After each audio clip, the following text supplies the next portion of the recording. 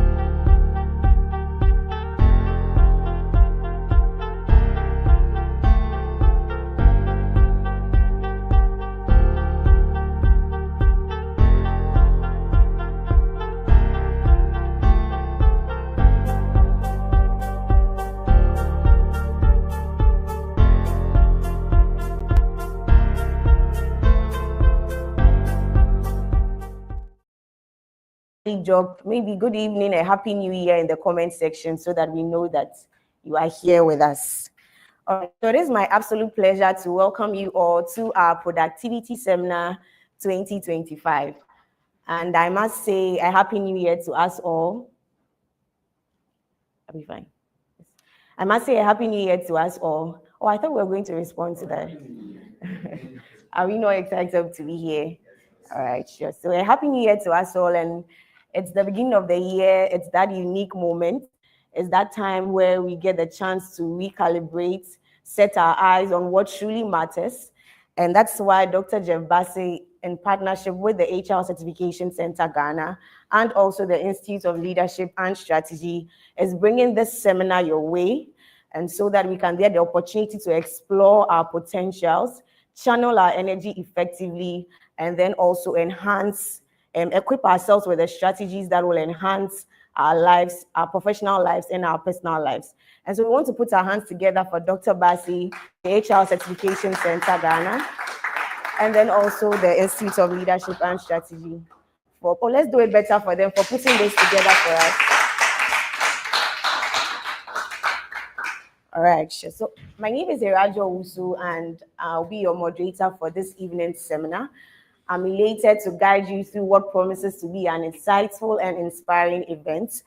As time goes on, we'll get to talk more about our partners, that's the HR Certification Center and the Institute of Leadership and Strategy. But before we do that, we want to get into the main business for today, why we are seated here today. I'll be bringing our speaker in shortly, but before we bring him in, I just want us to take these few ground rules.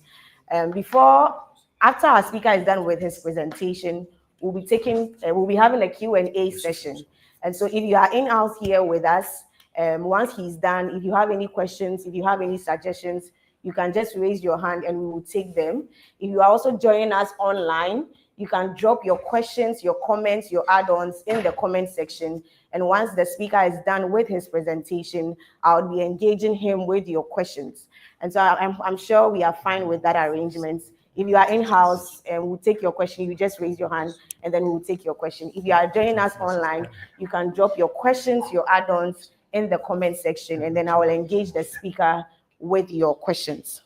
All right, and so I'll just briefly read his profile and then I'll hand over to him to help us connect with him better, and then he can take over to do his presentation. All right, so he is an accomplished consultant and a corporate trainer and the founder of the two successful institutions, the HR Certification Center Ghana and the Institute of Leadership and Strategy.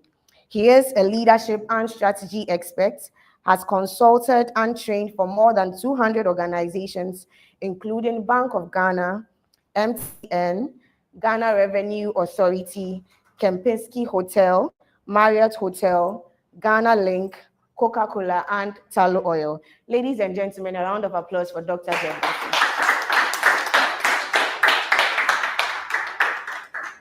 Okay. Woo, welcome. Right. Happy New Year to you all. A lot of big shots are seated. Okay. Thank you all so much for coming. In this day of technology where we run virtual sessions, a larger chunk of our colleagues are online. Indeed, last year when I did this, it was purely virtual, but sometimes not seeing anybody and talking. You don't have the motivation. So I thought that, all right, let's have a few persons who would want to come in person, and then we will use you as a conduit or point of contact, like the way we like to say it in church, to reach the other masses out there. So if you are online and listening to me, we have a bit over 1,000 persons who have signed up to be online. If you're online, Happy New Year to you, and thank you for choosing to be with us for just a couple of hours, where I'll be sharing a few thoughts with you. A lot of the things I'll be saying are things that we probably know or have, except that there are no hardwired processes, and for that matter, the commitment, the discipline to see yourself through or to go by some of these principles that guarantee success. Indeed, there are laws that govern every single thing in this life. And it will not matter who you are, whether you are white or black, Muslim or Christian, Buddhist or atheist, man or woman, able or disabled, an Ewe man or a Ghana woman or an Ashanti Maron or a Fanti or an Nzima person, it simply will not matter. So long as you go by some of these, laws that govern success. Many years ago, I was speaking at an event and I cited an example of, if we assume without admitting that Dr. Otabel is the most righteous man in Ghana. That is just an assumption because I am totally ignorant of anybody's spirituality. But if we assume without admitting that Dr. Otabel is the most righteous man in the world or in Ghana, and who else will be the greatest sinner? You will be surprised somebody mentioned from the audience when I said, let's assume the greatest sinner is, and I was struggling to get a name, and somebody shouted Shatawali. Now, if these two gentlemen fall off from an airplane that is flying at 38,000 feet above sea level, they are both coming straight down and possibly will die because the law of gravity will affect the Christian, the non-Christian. And some of those laws are what we are here to share. I see a lot of familiar faces. Welcome, all of you. My good brother, Governor. And I also know a lot of the big guys who are online, maybe better speakers than myself if they had opportunity. They will share much deeper stuff with us. So another year had begun, and our existence here is measured in time. God, in his infinite wisdom, probably decide to measure our existence in time. And so you say this person died at 83. What it means is that he has lived 83 years. That other one died at 50. He had lived 50 years. But really, what makes a year? A year is simply the sum of 12 effective months. And what makes an effective month? 4 or 5 effective weeks. Now, what makes an effective week? 7 effective days. What makes a day? 24 hours. What makes an hour? 60 minutes. What I'm trying to drive at is that your effectiveness minute by minute, that culminates into an effective hour, that builds up a day, that makes a week, that culminates into a month, and the sum of 12 months will make a year. In other words, the future comes but one day at a time. So apart from all the spiritual exercise, and I know the country I find myself, we are very religious people. Even if you haven't found time to go to church, at least you will go on 31st December night. And I know that we have gone to pray all manner of prayers, all manner of resolutions. I am not here to doubt those prayers nor the resolutions. But if you could also cast your mind in retrospect to what you did December 31, 2023 into 2024, I don't know how much of it were accomplished. And even now, except for programs like this, except for other types of information that will be at your disposal, except for one thing or another, if care is not taken, 2025 is going to be yet another year. And that it will come to an end. Not much will change until you decide to change. So we have prayed, yes.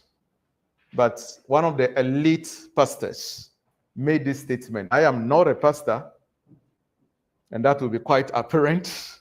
I'm not a theologian. I am simply a teacher.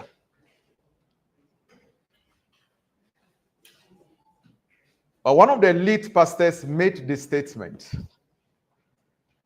that the more information at your disposal and the more exposure you have, the less your prayer topics. In other words, the more ignorant you are, the more you are likely to have more prayer topics. In addition to the prayers, the exercise you have been through, I will also share some practical stuff with us. I was on Facebook the last time, and I came across this young man who was probably demonstrating a scenario. He had a bottle of water in his hands, and then he started saying, I command this water to get into my system. I command the water to get into my mouth. And after commanding for a couple of minutes, he simply drank the water. He said, some things do not require prayer. They only require action. And so, beyond the prayers we had done, We want to get some information. Indeed, my business is to whet your appetite to go get more information, more exposure. And if what that man of God said is anything to go by, then it will reduce your prayer topics. That is not to say it will mean you shouldn't pray. It simply will be reducing your prayer topics. Welcome once again to all the big shots and everybody else who is here. Some 5 years from now, some 10 years from now, some people even 20 years and some 50 years from now, we will all arrive somewhere. Every single person here will arrive somewhere 5 years from now, 10 years from now, 20 years from now, maybe 50 years from now, depending on how far you have come in the pursuit of your policy. So arriving somewhere is guaranteed. Is what we cannot guarantee. You are either arriving at a well-defined, well-designed destination, or at a place where you may start eating what you never wanted to eat, wearing what, if you had your way, should not be what you should be wearing, sleeping at places that if you had your way, you should not be sleeping at, and if you like, driving things you wish you were not driving. Yes, I call them things now. I was speaking at an event and I was sharing the distance from Accra to my village. And I'm like, oh, just when you get to Sege, you branch off, and in 20 minutes, you're in my village. And one of my audience said, no, that road is not too good. So it will take you about 40 minutes. I said, it depends on the type of car you drive. So you will arrive somewhere driving what you want to drive or what you do not want to drive. And that choice is yours, built out of a lot of decisions that we make today that culminate into one of those two destinations, either the well-designed one or at a place where if you had your way, should not be the case. One of the things I am forever grateful to God for is the freedom of choice. In fact, I call it the dignity of choice. Human beings have the power to make choices. I engaged the executive team of Olam at this nice facility, Safari Valley Resort. Beautiful environment. It's a hybrid of nature and modernity. I mean, you have a private pool to your room, etc. But make a mistake and open your door down, and an antelope could come in to say hello to you. I saw wildlife moving freely through the hotel. And I asked my butler, the guy who was assigned to be my guide whilst I stay in the hotel, these animals that you have let loose, they are not caged, they are not tied to anything. Don't they run back into the forest? And he gave me a very instructive response I consider quite profound. He said, no, they have been programmed, conditioned, and tamed to understand their ecosystem so they don't go anywhere. Now, that will be true because animals obey instincts and genetic code. Guess what? Human beings have the power, the ability to listen to advice, to access new information, and change the course of their life.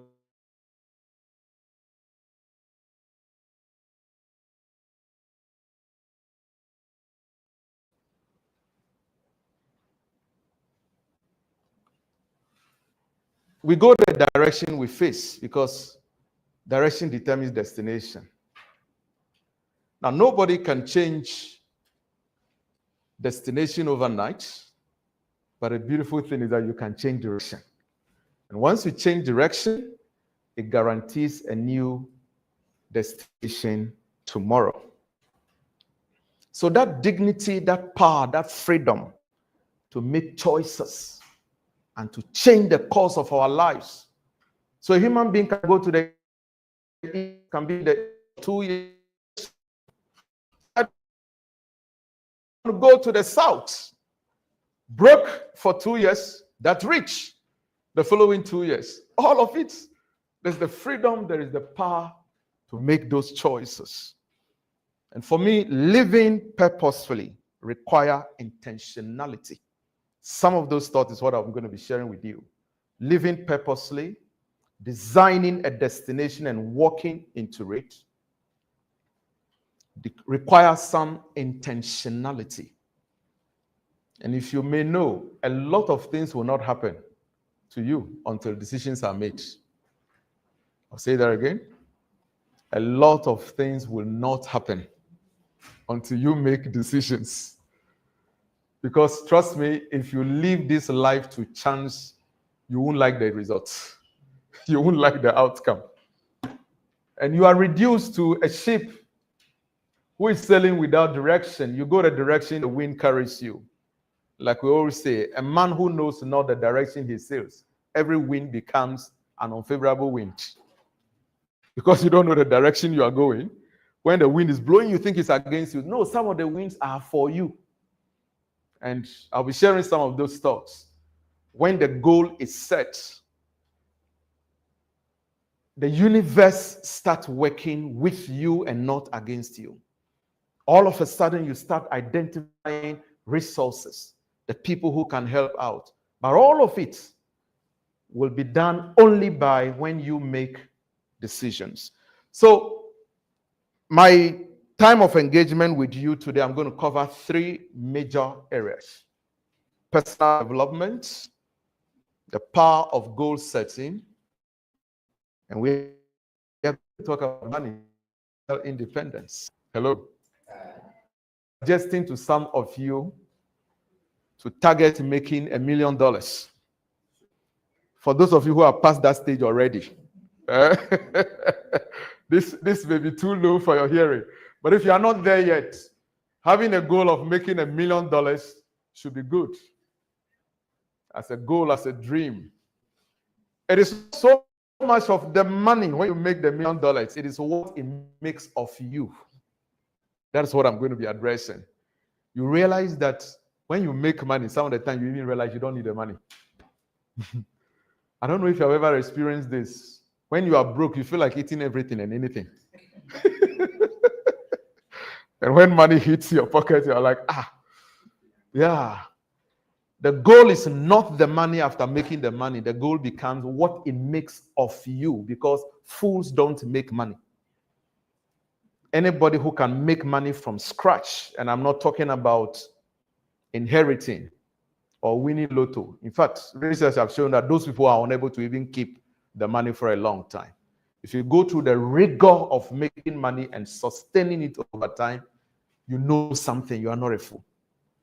And so what it makes of you, the connections, the networks, the social capital you build, by the time you are able to make $1 million, you become a better person. So much so that even if the money was taken away from you, you still have what it takes to make it.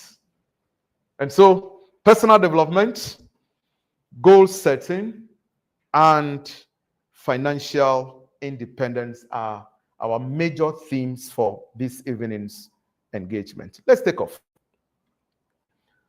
Personal development. I'm of a personal opinion, and indeed I'll be sharing thoughts of one of the guys I had followed for years, though he's late now, Jim Rohn. I'll be sharing some of his thoughts, my personal thought, and of course, knowledge doesn't reside in one person's head, so thoughts of other great guys.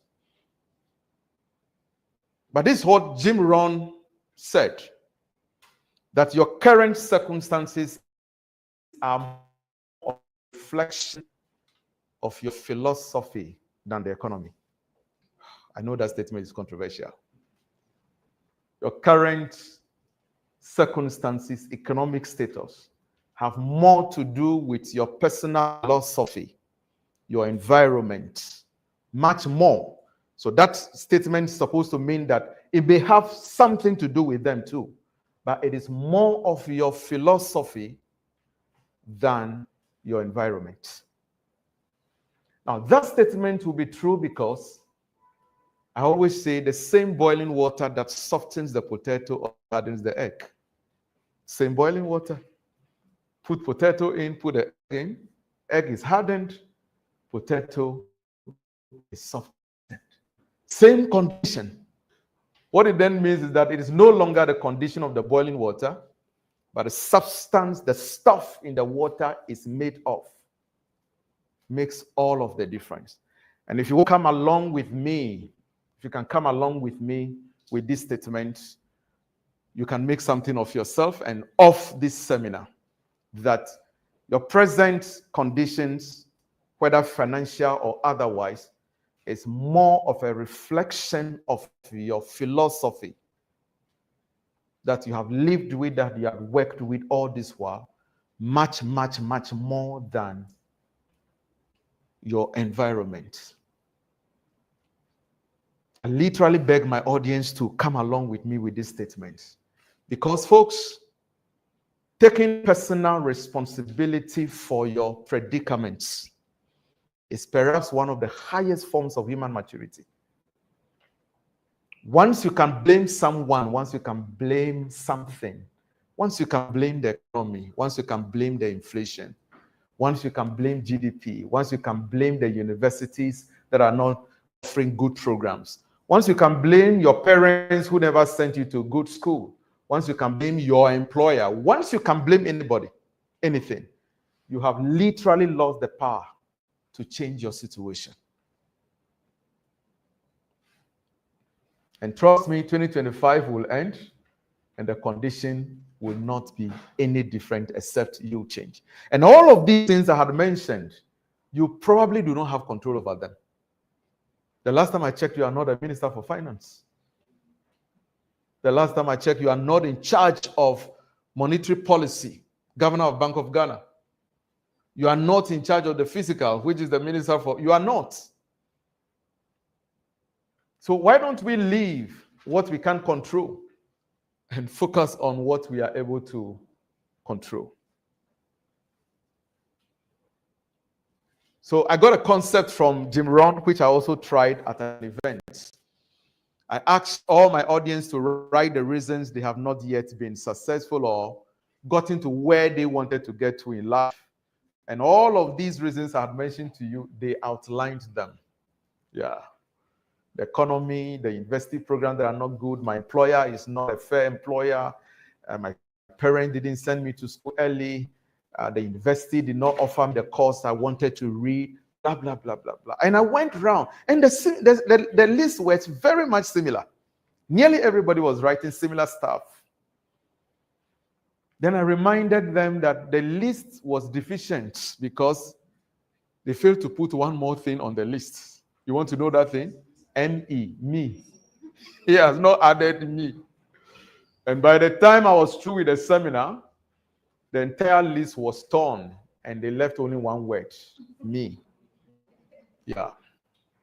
And that is what I want you to have as your attitude as we go through this session.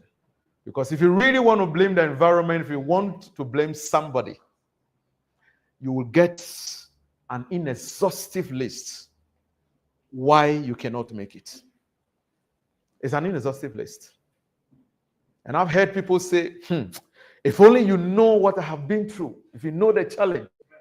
Well, if you care to know, challenges are not a preserve of any one person. Everybody had his fair share. So you want to shut up because nobody really cares about your story until you win. So can we focus on you winning? Nobody cares about your story. Your story are not peculiar to you. Challenges are not peculiar to any one person. Everybody had his own share. Jim Rohn said we can have more than we have because we can become more than. When I came across this statement, I said, whoa, I can have more than I have because I can become more than I am now. And the reverse is true. Unless you change who you are, you will always have what you have. So the focus is really going to be on me, and not the environment, not my employer. The last time you were complaining of your salary, this is all my employer pays. And when you challenge you tell you, oh, look at my pay slip. This is all the employer pays. I said, no, let's change the language. This is all your employer pays you. Because there are others who are taking twice, 3 times what you are taking. So that is not all the employer pays. That is all the employer pays you. So can we work on you to increase your value? Because the world compensates those who create value, not so much about time. I agree that it takes time to create value, yes. But if the world was compensating time, and by the time I'm through today, you change that language of time is money. That's too low. Time is life. And money is just one small part of life. If time was money, the last time I checked, the security officer is running 12 hours a day. The CEO comes in 4 hours and leaves. Who is compensated more? If time was money. The world compensates you for your value and not your.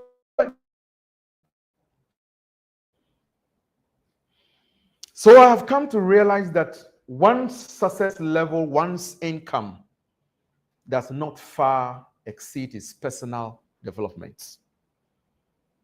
Your level of success is always commensurate to your level of personal development. And so here is what someone suggests. Work harder on yourself than you do on your job.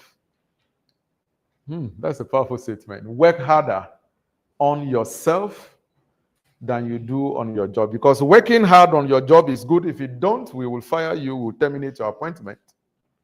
But that earns you a living. Working hard on yourself creates you a fortune. So by all means, work hard on your job, but also work harder on yourself, because when the opportunity of promotion comes, not all 5 of you get into that role. Only 1 of the 5 will get into that role. Then you will change your language from this is all the company pays. That's not all they pay. That's all they pay you. So success is something we attract and not pursue. I don't know if you believe in that statement. Yeah. I made a statement already that your level of success does not far exceed. Sometimes success can take a lucky jump. I still believe in miracles. Maybe I believe in luck, but they hardly come. So occasionally, your outcome, your result, the resources that flow to you may exceed your personal development. That's taking a lucky jump. But most of the time, it is not the case. But if you get to know, even if the success takes that lucky jump, resources flow to you beyond your development, if you notice, it always reduces back to your level. Check it. Because you haven't yet developed the mental capacity to accommodate that success. So this is what this gentleman said, Olumide Emmanuel, who is quite an expert in independence. He said there's a difference between having millions and being a millionaire. So if I handed over 2 million to you right now, you are not a millionaire. You only have millions. Because being a millionaire is a mindset. And if you really are not there yet, you will waste the money. And it will be reduced to what you are able to handle. There's an example or a scenario I usually create.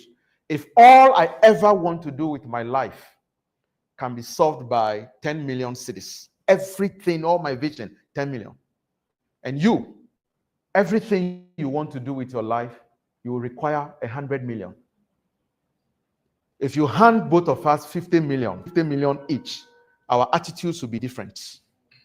The one with a vision of 100 million will start thinking about what do I do with this 50 million to grow it, to multiply, which investment, which business, something. What about me, whose vision can be done by 10 million, and you are handing over 50 million to me? I solve my problems with 10 million. The rest 40, what do I do? We are chilling. If you don't develop your mental capacity to handle success can even kill you.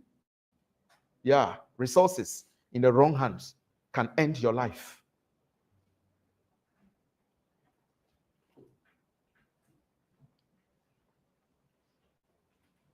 I was speaking at, should I take it off? I was speaking at a conference center sometime last month, and I made this scenario, which I also, of course, saw somewhere, that when you start making money, you then understand that weekends are not for washing clothes. Yeah. If you are broke, you think weekends are for washing clothes and cleaning the house.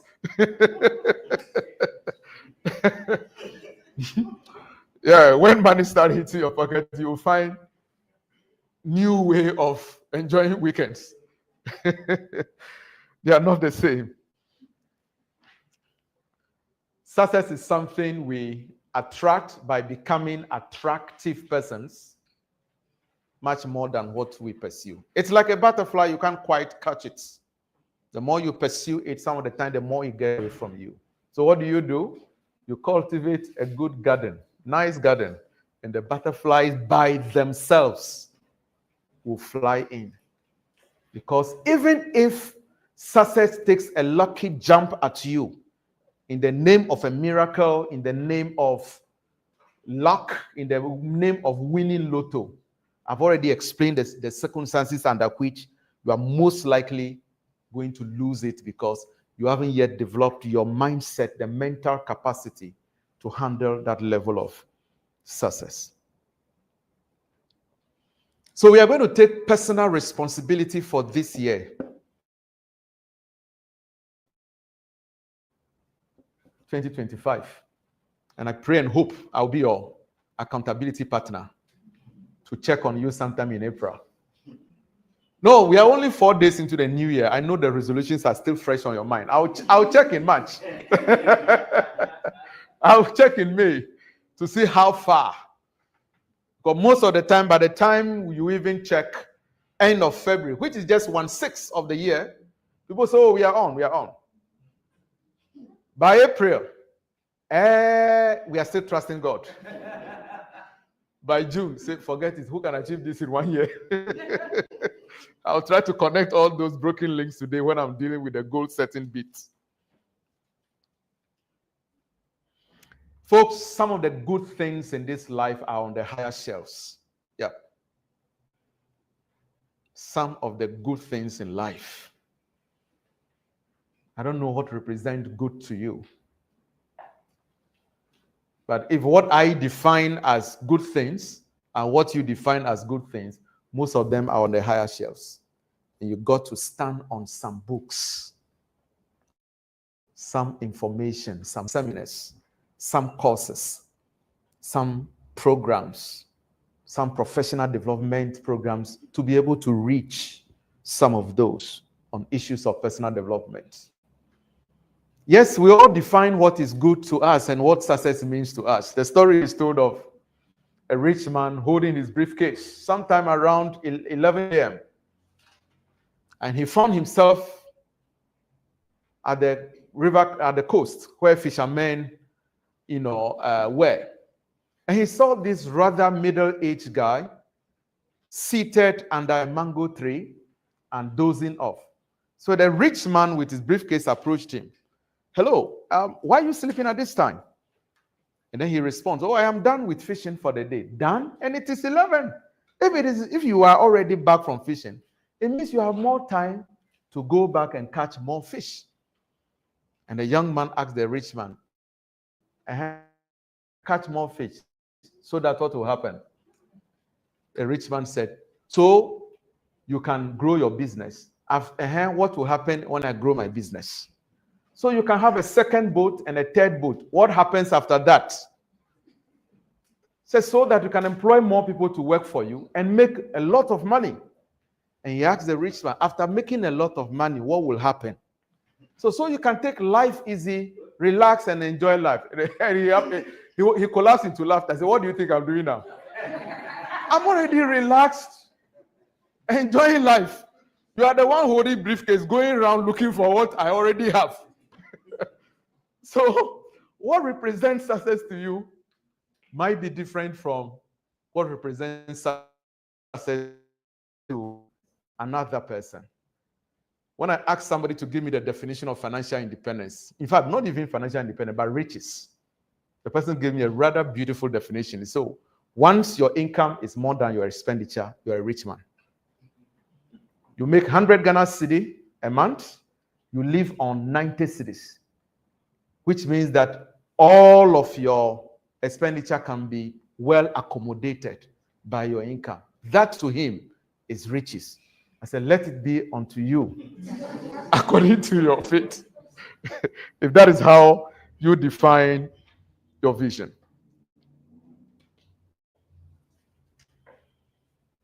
So,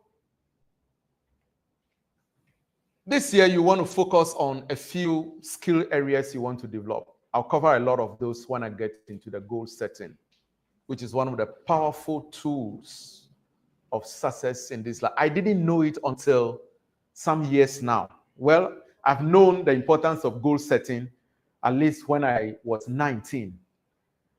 But before 19, even at 19, I only have ideas about the importance of goal setting. I mean, just move so long as you get things done.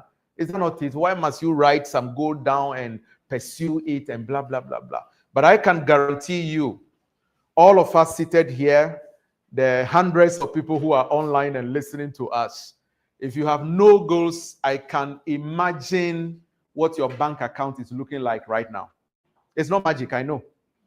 Just when you tell me you have no goals that you pursue consistently, chances are that your bank account or bank balance is in some few hundreds of thousands of Ghana cedis. You have not yet hit the millions. I'm not talking about millions in dollars, millions in cedis. If you have not hit the millions in cedis yet, chances are that you are living life goalless. And I pray that my lessons that I'll be sharing with you on goal setting can help us to increase our success level. No matter how important something is, the moment it becomes common, it loses its significance. No matter how important the thing is. I remember when I finished secondary school, my mother bought me a mobile phone. And I met a colleague in town, a JHS mate actually in town, who saw me holding the phone. He was like, Jeff, what are you holding? I'm like, I'm holding a mobile phone. This was the year 2000, 24, 25 years ago. I'm holding a phone. He said, you have a phone? He took the phone from me, pressed a few buttons to be certain that it was indeed a phone. And when he was certain, he was full of praise for me. Whoa, you own a phone. You have a phone. You know what I'm describing? The one when you put in your pocket, it's like a piece of wood log. Some analog Mobitel. When you receive a call, you pull an antenna, begins to beg God for reception. And if you were not by the phone when a call comes in, you are not aware you missed a call because nothing printed on the screen. Analog.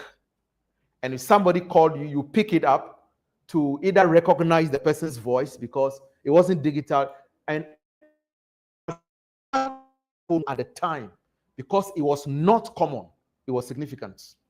Today, you can hold 4 phones, 2 Samsung, 2 iPhone. I want to balance the equation.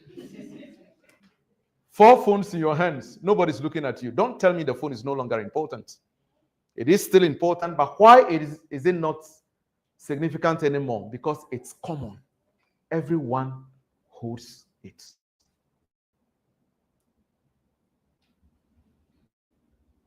So, because everyone has it, it's no longer a status symbol. Today, information is all over the place. I used to tell young people those days when I used to accept a lot of university invitations to speak to students. This first degree you are pursuing here, and you are feeling so good about yourself, step out of the university campus. Stop 5 guys randomly on the street. 4 of the 5 will slap this degree you are pursuing on your face. It is common. So when you come to the interview hall, because all of you who responded to the advert said you must have a first degree. So everybody who is there, we know you all have first degree. That makes all of you common and even.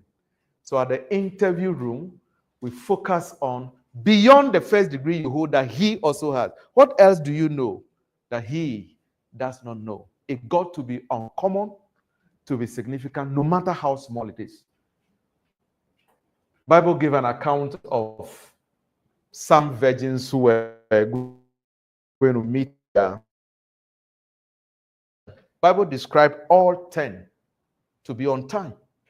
All 10 had lanterns. All 10 had oil in their lamps. But Bible still describes 5 as wise and 5 as foolish. You know how many the difference between them? The other 5 carried extra oil. Simple. It will not matter how insignificant. So long as it is uncommon, it makes the difference. I don't know your circumstances, whether you are an entrepreneur, you are an employee, you are a student. Just know that you will remain as common as everyone else this year. And if you care to know, you will have common result as everyone else, except you do something extraordinary, except you add some extra skill, some extra knowledge, except you move one step further than the rest. Then you're able to make a difference. I want to talk a little bit about goal setting. Imagine yourself having closed your eyes. Today is January 4. Close your eyes for a moment and imagine waking up December 31. What would you wish you had accomplished by December 31? These days, I've adopted a way of telling people my age. Psychologically, it works on me. So, ladies don't like telling their age, so I won't ask you. Do you mind telling us your age? You mind, so you can't tell. Okay, so you don't mind. Let's go. You are 25. So if I ask him, how old are you? This is what I adopt now. I am 30 minus 5. Yeah. The psychological effect on me is that I consider myself 30. What would I have wished to achieve by 30? But I have not achieved them. But the good news, I'm not yet 30. I still have 5 years to go. What am I doing in course of those 5 years? Do you understand the strategy behind it? Yeah. You give yourself some 5-year plan, some 10-year plan, add it to your current age, and assume that you are there. But the good news is that you are actually not there yet. And you still have the opportunity to do something about it. So, if you had your eyes closed and imagined waking up December 31, what would you wish you were? You had become, you had achieved, you now have. Is it to lose 20 pounds in terms of weight? Is it to be healthier, to be stronger? Is it to be more confident? Is it to have, started that program, that course? Is it to have ended it? Is it to have been telling people that, yes, you have read some 40 books this year? Or is it to say, whoa, by December 31, finally, I had become financially independent? I don't know where your area of growth will be for 2025. I was speaking at the Church of Pentecost Christmas convention. It's been years now, like some 7 years ago. I don't know how came over the pastor to make me the main speaker. I said, I'm not a pastor. He said, no, you speak well. I want you to handle the Sunday service. So I went. And I went to teach, maybe not to preach, because that's what I know how to do. So I asked, how many of you have set goals this year and have achieved them? I said, of you set goals and couldn't achieve them? I saw hands. I said, God bless you. Both of you have done well. The people I have problem with are the ones who never set any goals and so didn't know whether they have achieved anything or not. No, you can't go through life without pursuing anything. Otherwise, then life is just reduced to we are existing. And one of the things that scares me the most is that we are here but once, not 2 times. So if I come again, I say, oh, I goofed the first time. This time around, I'm committed to turning things around. No, it's once. And the future comes but one day at a time. When we're much younger in school, we used to say, when I grow up, and in the future, I'm going to do. Sooner than later, it is here. Here we are. It comes one day at a time, and every day is giving you the opportunity. So out of the 365 days of this year, we have blown 4. 361 to go. And each of the 361 would not surprise you. It would always come one day at a time. I mentioned already, I built it from top down. Let me build it from bottom up now. There is no such thing as an effective year, except being effective minute by minute that culminates into hours. And the hours build up days. 7 of such days will make a week. And 4 or 5 of such weeks makes a month. And when we put together 12 of those months, 2025 will be over. So if you pray 31st December night to have a wonderful year, you have committed the spiritual bit to God, and you got to do the physical bits. So I don't know what your goals will be. Probably some of you have already done that. If you haven't done that after this seminar, maybe a webinar for our colleagues who are online, you will want to spend some time. I do much more of this exercise I'm sharing with you now, more on my birthday than the beginning of the year. So every birth period of mine, I take some 2 days to hide somewhere. I used to be very consistent at it. These days, the exigencies of life will not allow you all the time. Otherwise, what I do is that some 2 days, and there are 3 questions I always have to ask myself and provide answers. Jeff, where are you now? And that question is not a question of geography. Where I am now in terms of my health conditions, my family life, my spiritual life, my economic life, etc. Where are you now? The power in asking this question lies in the honesty of the answers you provide to yourself. You know, you can lie to yourself over time that you start believing it as a truth. Yeah.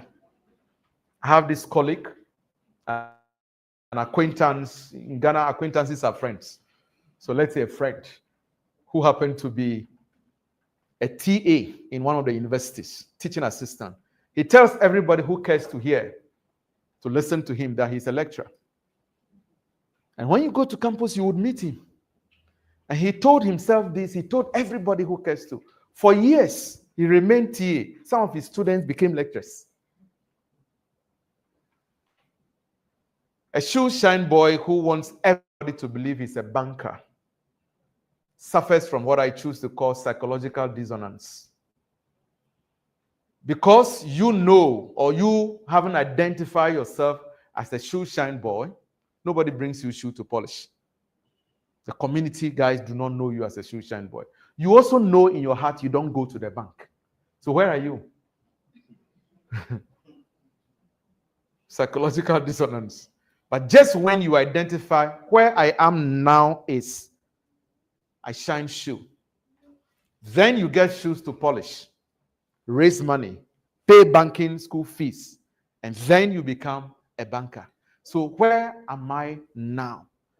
Question number 2, where do I want to be? Where do I want to be? In my candid opinion, one of the first ways of transforming your life, a personal life, is to make a decision to define a destination. Where do I want to be? For our colleagues who came late, I made a statement that a lot of things will not happen to you until decisions are made.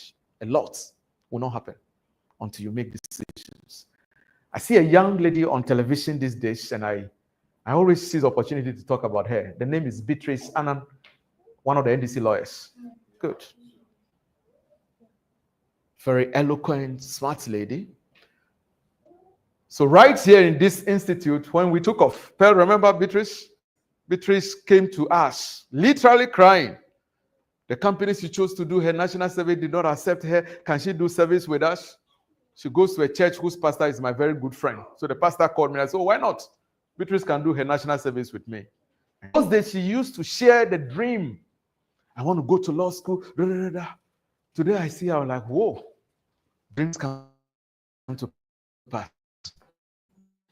And of her I was reporting to at the time, with no decisions, some of them remain where they were. And today I see where she has been to, where she has gotten to. Where are you now? 1. Number 2, where do you want to be? This is a story I've shared a couple of times on platforms. If you have heard it before, don't be bored. Let me share it with you once again. So I got an invitation to engage the players of the educational sector in Monrovia. And I don't know, but they decided to publish my coming in the dailies. Now, there's a young man in Monrovia I used to admire a lot. The name is Steve Koluba. Steve is S-T-E-V-E. Koluba is K-O-L-U-B-A. So Steve Koluba, I used to, I follow him on social media. Facebook, IG, doing a lot of great stuff across the African continent. Today he's addressing a business conference in Kenya. The following week he's in Johannesburg, etc. He's in Abuja. And I'm like, wow, who is this young guy? And he literally looked like very early 30s. Who is this young guy who is rocking the African continent? So I got invitation to go to Monrovia. And not quite 20 minutes when my flight landed, I had a message on my Facebook Messenger. Hello, Dr. Bassay, welcome to my country. And that message came from Steve Koluba. I said, hey, so this guy knows me. I was so happy. Steve Koluba knows me, the guy I admire so much. And then he added the message. I know you are in my country. Can you please direct me to your hotel? I want to come see you. Steve Koluba want to come see me. Just a little bit about his background. He owns a fleet of basic schools in Liberia. He's the current board chairman for Equity Assurance, Liberia. He contested MP and lost, but I know he's in a few other things here and there. So I told him, oh, well, this is my first time in your country. I'm still at the airport, so you give me some time when I get to my hotel. I was still looking out for who was going to pick me up from the airport. So I eventually got to my hotel, Golden Key Hotel, if my memory serves me right. So I texted him back. I'm at a hotel called Golden Key. I could see the stadium from here. So I know that. Not quite 30 minutes, he arrived. Wow, Steve Koluba, you're a strong guy. I follow you, all the great things you are doing, blah, blah, blah, blah. Like I was eulogizing the guy. The euphoria was high. He was just quietly listening to me. When I finished, he said, Dr. Bassay, I came here to say a big thank you to you because you addressed a seminar in Accra, Ghana, 2012. I was one of your audience. From that day, I made a decision to put my life in order. You are the reason I have become what I have become. What? Now, by this time, my intestines were jumping inside of me. So, whoa. So this guy I was praising and was feeling so lucky to meet in person got his motivation from me. For those of you who say, I ask for you motivational speakers, you make us feel good after 1 week, the thing disappears. You think it's my responsibility to come and motivate you every day. No.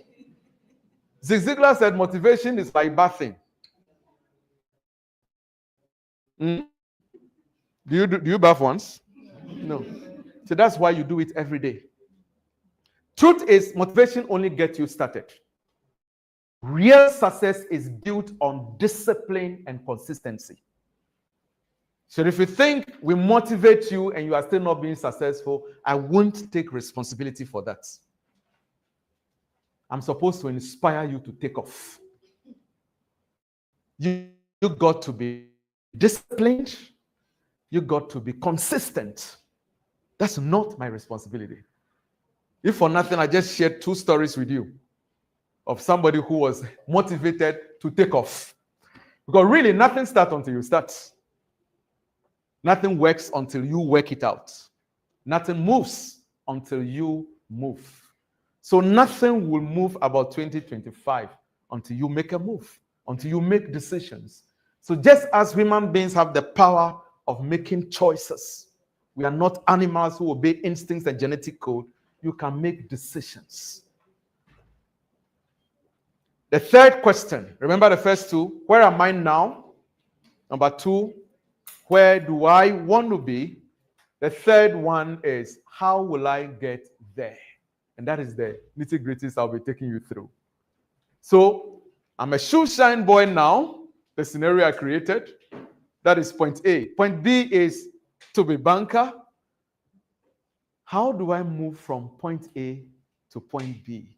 It's a powerful tool called goal setting. Beyond personal development, you have got to set goals. Now, I've come to realize that this world is not even run by the most intelligent, most talented people. No. That's my personal opinion, though. The world is not even run by super talented guys. It's simply run by people with the greatest of attitude. They move. They do things. Remember the last time you were listening to that piece of music on your television? You were by your screen. This one too, is it voice? What kind of nonsense song is this?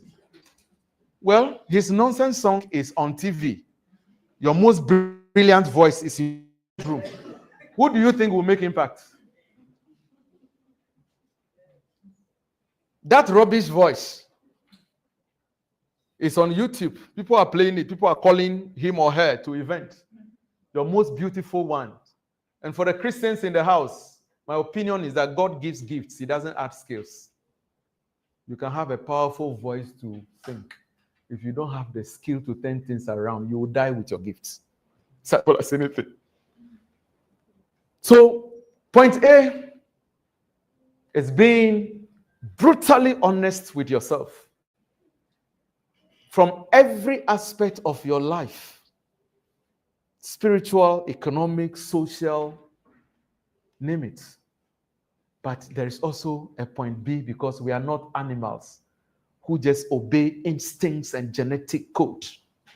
We have the power to listen to advice, to access new information, to reason, to change the course of our lives. That power that God has given us, I will forever be grateful to Him. I don't like my situation, I do something about it.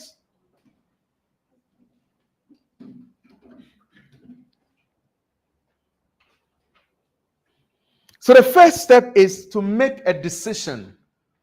What really do I want out of this life?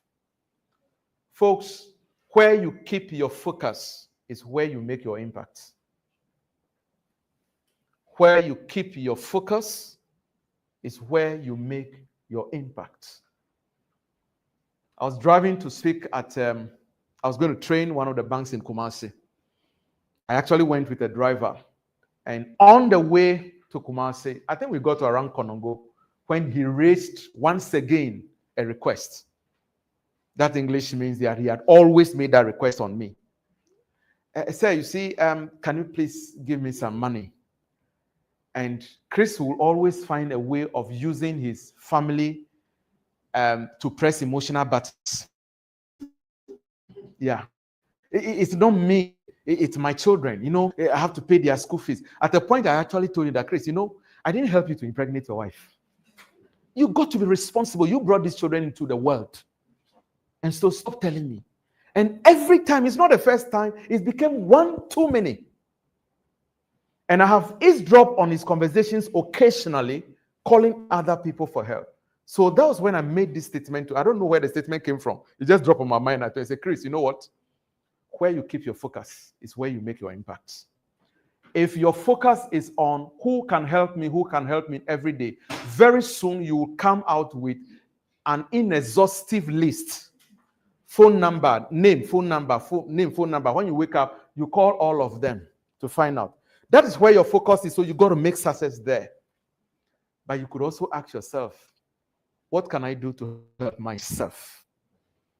What extra of income? You only need to direct your mindset. Having an idea is like planting a seed. You give it time to germinate. And sometimes when it even springs up, the whole idea will not be that clear to you. Once you take off, clarity begins to come. Once you take off. So you want to define your ultimate purpose. I am of a personal opinion that purpose is really not something we decide. Purpose is something we discover. That's my view. Because it is only the creator of a thing that determines what it does, right? Do you determine whether this air conditioner blows air or not? You don't determine that. You discover it, and when you do, you place a demand. But whenever purpose is not known, abuse becomes inevitable, correct? If you don't know the purpose of a thing, then you misuse it. There are so many things you can do, so many. The purpose of a pen, you all know what's the purpose of a pen? It's to write. But you can also use the pen to decorate your pockets. You're using the pen. You can use it to hold two pieces of paper together so the wind doesn't blow. You can use the pen. So you may have some ability here and there, but there is something you don't struggle to do. Your pastor have dealt with this, so I'm not going to go so much into the details. Huh? There is something that we don't struggle. It's like you can ask a bird to swim, to a fish to fly. It's not meant to do so. So for me, I tell people, when you discover your purpose, half of the work is done. Because the rest, of course, it's not just the discovery. You can discover, yet you may not acquire the necessary skills that surround that purpose. Because I said God gives gifts, He doesn't add skills. We acquire skills on earth. If you don't nurture, grow, prune, water, weed around it, it may also not see the light of day. And finally, if it is your purpose, it must be packaged and delivered to the world. When the thing is your purpose, it's like your check, huh? When you give a check to the bank, what are you giving in return? Cash. But you and I know that check must qualify. Amount and figure doesn't correspond with word. We are not honoring it. If it is not properly dated, we will not honor the check. Guess what? If the signature on the check doesn't resonate with what is on the computer, the teller is not paying. So you can have a powerful purpose, great gifts, if you don't package properly and sell to the world. Forget it. I was in church some time ago at Chimota Church of Pentecost when this gentleman, Kweku Jesse, traveled from Kumasi to Accra to hold a concert. And the concert was in the evening, like 4 p.m. Sunday. He came in the morning and he wanted to fellowship with church. So he came to my church. And when Kweku Jesse was called from among the congregation to mount the platform to sing, Kweku Jesse is in your church. He got to sing, right? Beautiful. When he was called, I noticed a few things. His instrumentalist took over from our instrumentalist. There were some assistants following him. And when he took off with the tune, And he started talking through the songs. In less than 3 minutes, the room was caught ablaze. And when he was done, and we closed church and we were going, and my colleague was like, wow, that guy is so gifted. I said, hey, settle down and let's talk. There are a lot of people in this church who probably have better voices than that guy. The only difference is that he was probably better packaged than them. Finish. Packaging. Yeah. I didn't see any extraordinary voice, but he was well organized. When you make a decision for yourself, whether you discover your purpose or make a decision, and we are here but once, you won't go and come and get it again. When you make that decision, then you got to write it down. These are things you've heard several times and took it for granted. Trust me, if you don't write the goal down, it is just a wishful thought, an idea that is hovering on your mind. No commitment.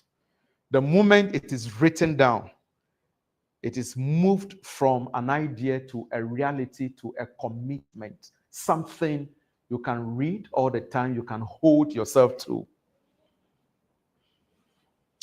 I don't know which areas are important to you, but I wish to suggest that you want to have goals around personal development, around health, around spirituality, around economic. You can add your own lists. Personal development goals, health goals.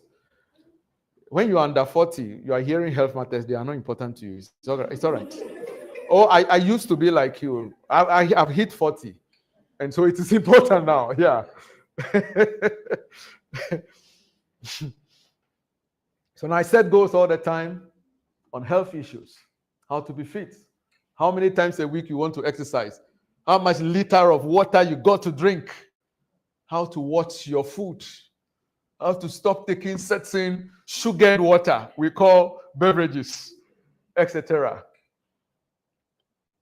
But you also want to do personal development. I mentioned already that your level of success, your income doesn't far exceed your personal development. It's always at the same level. And so the more you know, the more you are able to do. So if you want to be able to do more, to earn more, to have more, to grow at a more higher in level, what it means is that you got to develop yourself some more. Around spirituality, whatever deity you believe in, whatever spirits or spirituality you believe in, Christianity, Islamic, Buddhism, whatever. If that is your belief and it does work for you, you want to set some goals there. Then, of course, economic goals. When I switch over to financial independence, I'll be giving you some 7 reasons you must seek to be rich. 7. You must seek to be rich. If you're already a rich man, when we get there, you can tune off. But the one thing I've come to know about rich people is that every rich man wants to get richer.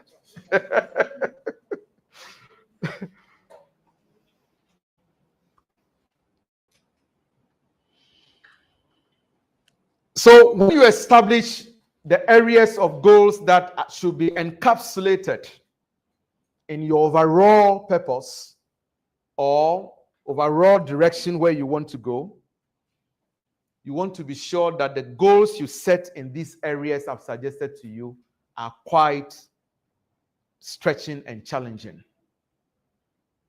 One of the qualities of a goal is that it must excite and scare you at the same time.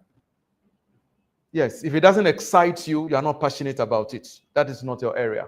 Steve Jobs says one of the ways to do a good job, to do a great work, is to love what you do. If it doesn't scare you, if it doesn't challenge you, probably it is too small. You know, in this part of the world, we like to work with dwarfs, so we feel tall. Yeah, I tell people, be careful who you compare yourself to, because the wrong comparison can be the basis for your mediocrity. I was born in a village, and I was always number 1 in class. Always number 1. The proprietor of the village preparatory school I went to gave me a name, Emperor.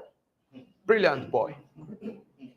Then my parents migrated to the city at a quite tender age. The first exam I wrote, I was number 4 from bottom. Hey, Emperor?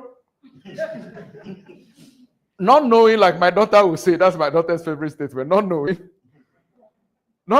I was only intelligent per village standards. Village champion. And when the national standard was lifted, I found my level.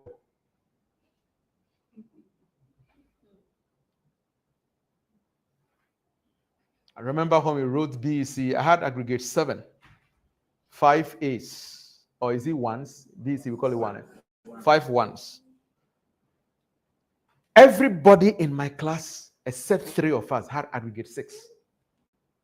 So we were hauled into the headmistress office and bastardized for destroying the image of the school by not getting aggregate 6. As I was being bashed, the village was on fire. We said it, that boy is too brilliant. He had aggregate 7 because standards set by senses, the things you see, the things you witness, the things you read, the things you hear around you form your standard. And so if you don't have the real exposure, you are most likely going to mistake mediocrity for excellence. And especially in our part of the world, nothing significant is happening around us. And so I tell people, be careful who you compare yourself to, huh? Because the fact that you are taller than a dwarf doesn't mean you are necessarily a tall person. When we bring the other taller person and it's your real comparison, you psychologically feel short. And there's a psychological demand on you to stretch and grow. So you want to be careful who you compare yourself to. My scenario have nothing to do with physical heights. Yeah, sure.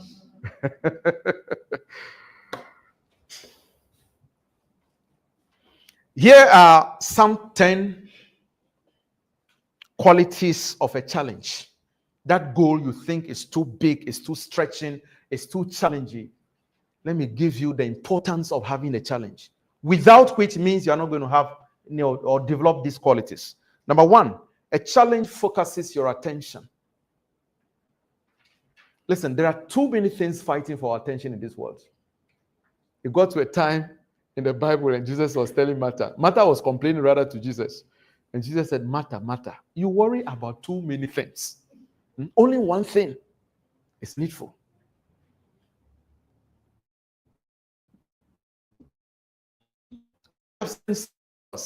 Anyone can blow anybody anywhere. The story is told of a guy who pulled out of a 4 membership friends. There are 4 in the friendship. And one person pulled out to go and pursue his vision, follow his goals. So his colleagues were no longer seeing him on regular basis at the beach, at the nightclub, etc. One fine day, the friends ran into him, said, Kweku, it's been a long time. We no longer see you at the beach. You don't come to the club. And Kweku said, oh, yeah, yes. You don't see me at the club. Yeah, the same way I don't see you at the bank. If you are not connecting, you are very slow. If you don't see me at the club, I also do not see you at the bank. A challenge focuses your attention. 2, a challenge develops mental toughness. A challenge develops mental toughness. So in the absence of the challenge, you are unable to stretch your mind. You're unable to look for solutions. Listen, every challenge yields to a stern result. Every challenge. 3, a challenge inspires courageous acts. If you are born in the city, you won't connect with the story I'm about to tell. But those of us born in the village, where you go and steal somebody's mangoes, you pluck them off from the tree, or some popora or some other fruit. And then before you know it, the owner is approaching. And then we will run and skip certain walls. And then you go and stand up and say, did I just jump that wall? You did. You saw the barrel of the gun. The guy was coming with a cutlass. We all have the ability to do great things, except we don't have the right motivation. It's like asking a pregnant woman, 5-month pregnancy, to run. And she'll quickly remind you why she cannot run because she's pregnant. Just shut up and release a wild dog after her and see whether she would manage to run or not. The ability to run is in her, but she didn't find the right motivation. Simple. There are many of you here. If you are told if you don't make 1 million cedis by the end of this year, you are going to jail for 10 years. Yeah, you've done something, the country, the state is giving you the opportunity to either pay a fine or refund the money or you go to jail. Just the sound of this, the thought of this, 1 million will come out of you. Oh, yes. But because there is no exogenous pressure on you, you don't know what you are able to do. If it is a challenging goal, it inspires courageous acts. A challenge also tests your limits. It tells you what you are able to do, how far you are able to go.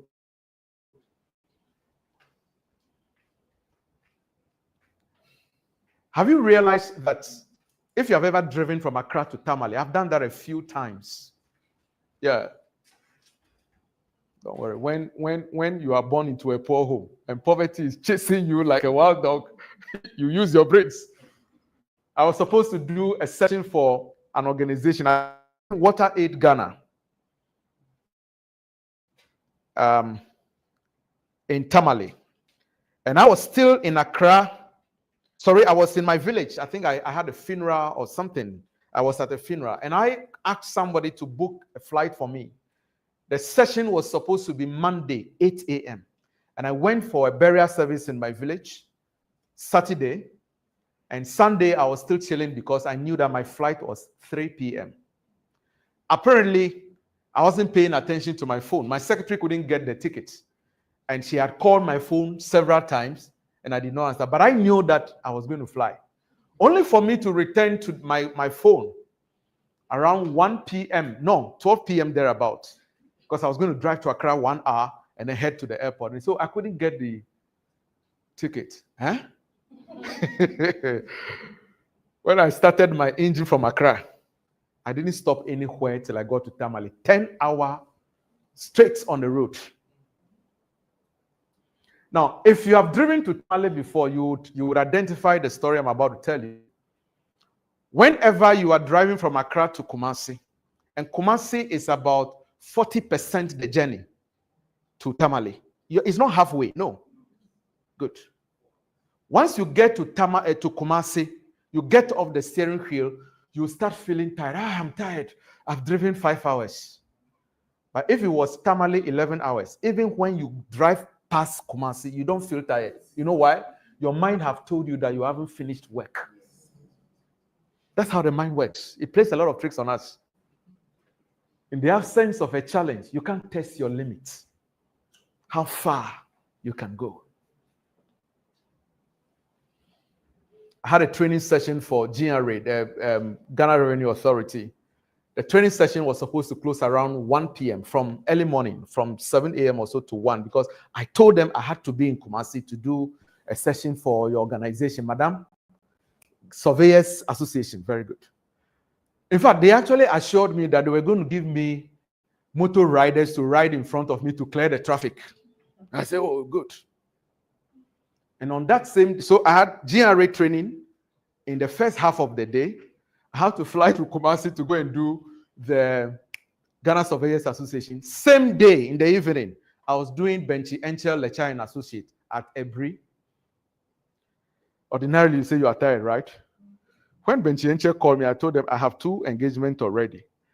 Then they told me that, listen, our consultant disappointed and you came highly recommended. We are ready to double your money. Somehow the fatigue disappeared.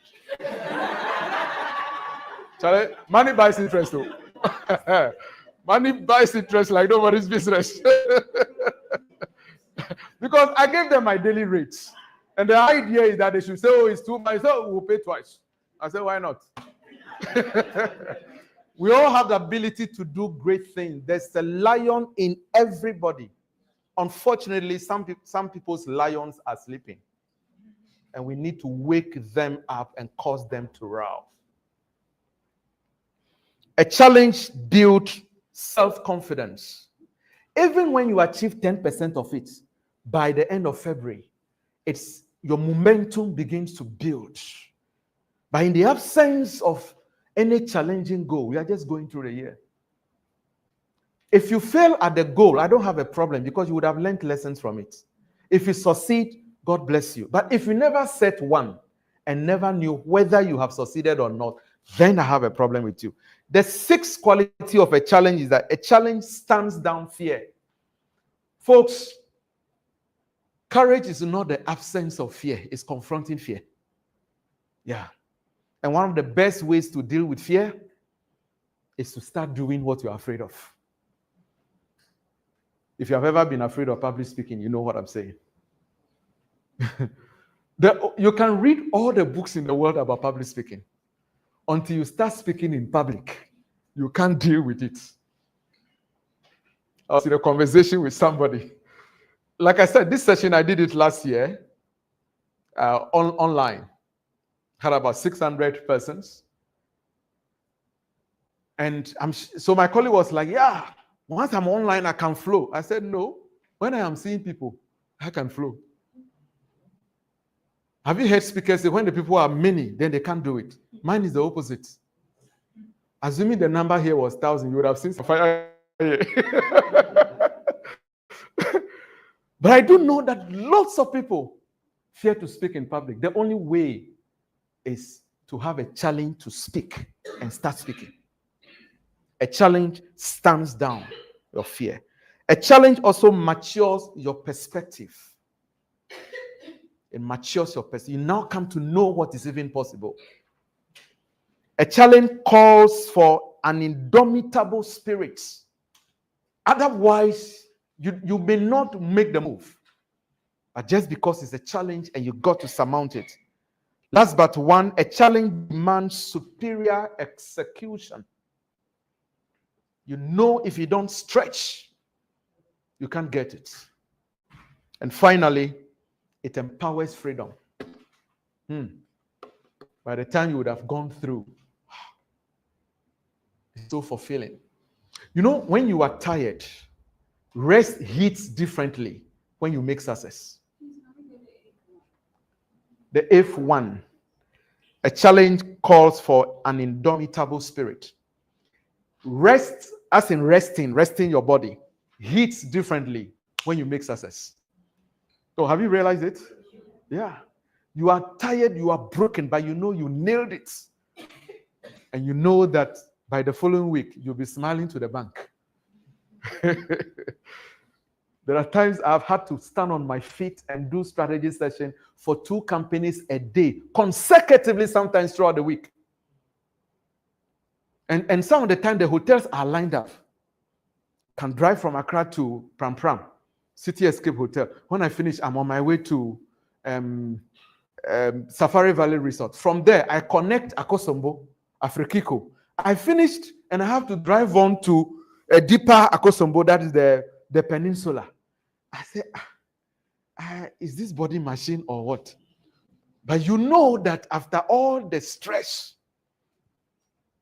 there was a time I was driving back to Accra because I didn't go with the driver. When I drive for 30 minutes, I stop and pour cold water on my feet. Because my feet is literally hurting. And then you get to Accra, you take a warm bath, you jump to bed. Your body is feeling the pains, but your mind is smiling.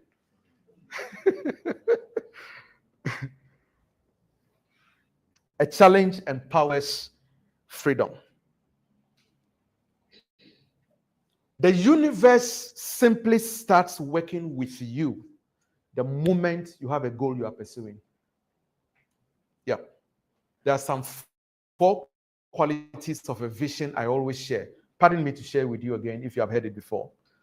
The first one is that your vision must contradict your present.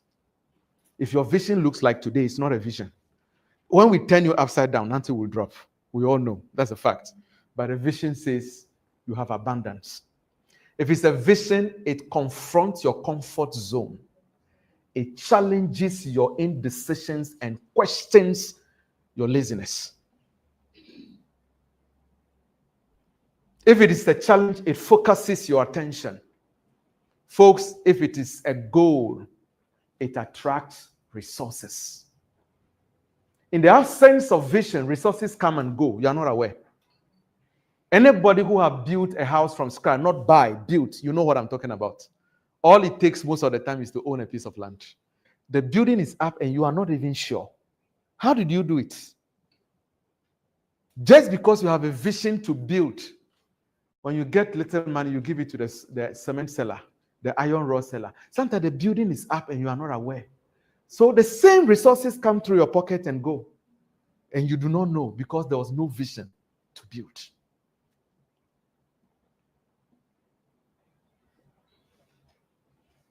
I was speaking to one of the mining firms about financial independence, and I shared this story. A story my uncle have shared with me. One Professor Kaho, the immediate, I think there are two director generals after him. He was a past director general of the Ghana Atomic Energy Commission. And the story is that when he was a regular staff, he raised a 3-bedroom house. And one day after close of work, he took his colleagues from the office to the building. He said, "This is my house." And the guys are like, "Your house? How?" We all work here. "Are you doing an extra business?" He said, "No." "So how come?" And my uncle said, "Oh, but you also have the same building. All of you here have the same building." He said, "How? I don't have. Do you have?" "So you have in your tummies." Because the same money you put aside for the meat, the beer, and all of that, all the time you'll be doing after close of work, is the same amount I also give to the iron rod seller. So you all have the same building in your tummies. So I shared this story in one of the mining firms I was training at. And one guy got up and said, "God, I have 80 bedrooms in my tummy."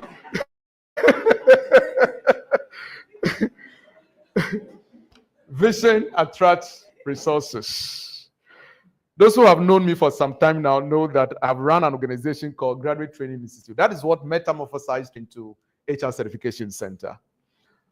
One fine day, those were when we were starting, and I paid attention to everything. If a communication officer was on the phone, I was eavesdropping. So that after the training, after the call, I'll call you once you end the call. Come, training. Every day I train.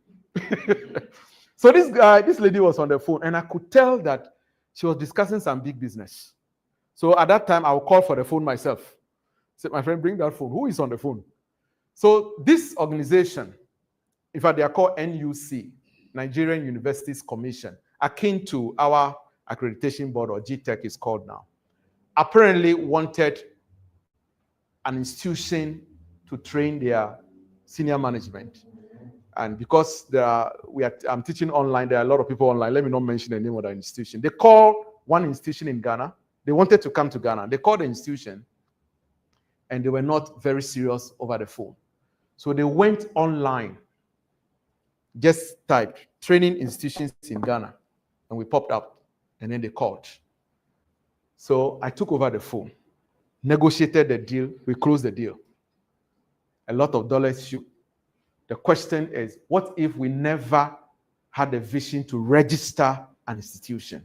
Through that one training for the Nigerian Universities Commission, I've had to become consultant to 3 other organizations, making 4. The Nigerian Universities Commission, the Nigerian Ports Authority, Presidential Commission on Power, and then a Catholic organization, a Catholic-founded microfinance institution. What if we never had a vision to first and foremost put an institution online? All of these 4 other organizations would have passed us by. The moment you are pursuing a goal, a vision, the universe starts working with you. Sometimes a potential helper can be right by you, but because you don't have a vision, you do not even know. The moment the goal is written down, it's clear, helpers begin to pop out, and you recognize them quickly. Resources begin to pop up, you recognize them. In the absence of it, the resources will come and go, and you will not recognize them. The next thing to do after being clear and writing down those big, stretching, challenging goals is to break them down into either weekly, monthly target, or milestones. This become roadmap for you. Truth is that if you write down a goal and hope to achieve it by the end of December, you will not achieve it until you break it down into, at the end of the first week, this is what I seek to achieve. Week works for me a lot. I don't force it down anybody. Many people are more comfortable with the month. But for me, the week is perfect because every week is 7 days. So every Sunday, you hold yourself accountable. How far have I come on this? But whether it is weekly or monthly, it is important to break the annual goal you have or annual goals you have into monthly targets. And that is important because it helps you to, one, measure or track your progress. And if at all things are going wrong, they don't get out of hand before you rearrest them. And each time you achieve, you have to celebrate because it gives you momentum. If you achieve the monthly target, each time you miss it, you need to ask why you miss it. And Pearl will always roll over. If she misses quarter one target, she asks it to quarter two. We don't just let it go. So if the target is to make a 200 quarter one, and we got 190, that means quarter two target has now become 210. She doesn't joke with those ones. Because cumulatively, you got to achieve 800, which is 200 by 4 quarters. The milestones help a lot. It is very much like the goal when you were coming into this facility was to get to this floor, second floor. That was the goal on your mind. How many of you jumped from the ground floor here? No. You used the staircase, right? And one by one, and you knew where it was leading you. So it becomes much, much easier for you. I don't know what your goals are. To cut down your expenditure, to increase your income level, to reduce some or lose some weight. Whatever the goals are you able to break them down into manageable monthly goals? To write a book, you want to write a number of chapters per month or read a number of books per month so you can do the 30 books you said you want to do for the year. Beyond the monthly target are developing your action plans. So how will I do this? How will I do it is the heart of the issue, is the trust. This requires that I network with people at A, B, C, D places. This requires that I update my CV. This requires that I book this interview. This requires that I register the business. What are your action plans? And all of these things we are talking about, if you don't write them down and they are just staying in your mind, I guarantee you December will come, you won't be able to achieve them. So they got to be written down. Then you have to build daily habits. Success is not built in a day, it is built daily. Success is not built in a day, it is built daily. I agree that forming a new habit is no joke. Just as breaking an old one is also not a joke. Somebody said habit is difficult to break. How is habit spelled nowadays? H-A-B-I-T. So the person said, even if you remove the H, you still have a bit left. If you remove the A, you still have bit. Take off the B, it is still there. IT. It's not easy to break an old one. But when it is necessary for the goal to be accomplished, you got to accomplish it. You got to get it done. There are a lot of things I have taken off my life. I run lectures on Saturdays. I am highly selective which funeral I attend. Yeah, highly selective.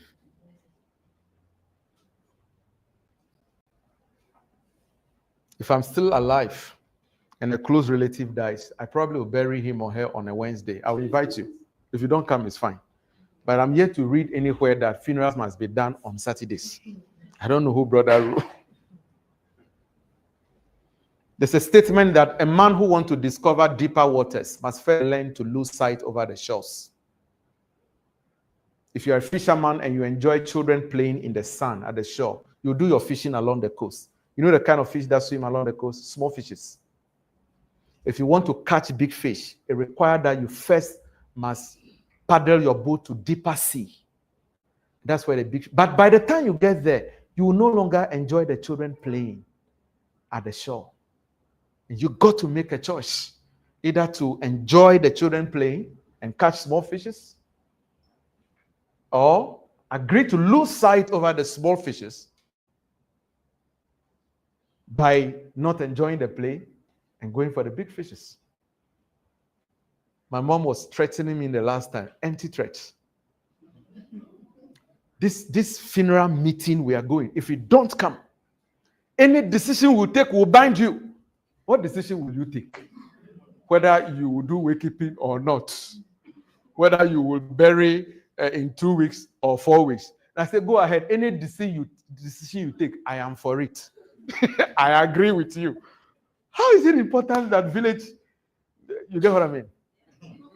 Am I here to condemn we paying attention to family issues and all of that? No. All I am saying is that focus required that you sacrifice some things, some parties. I'll say this that would make a lot of you laugh at me. The first time I attended a party in my life, I was 37. You're surprised, huh? Because you started at 14.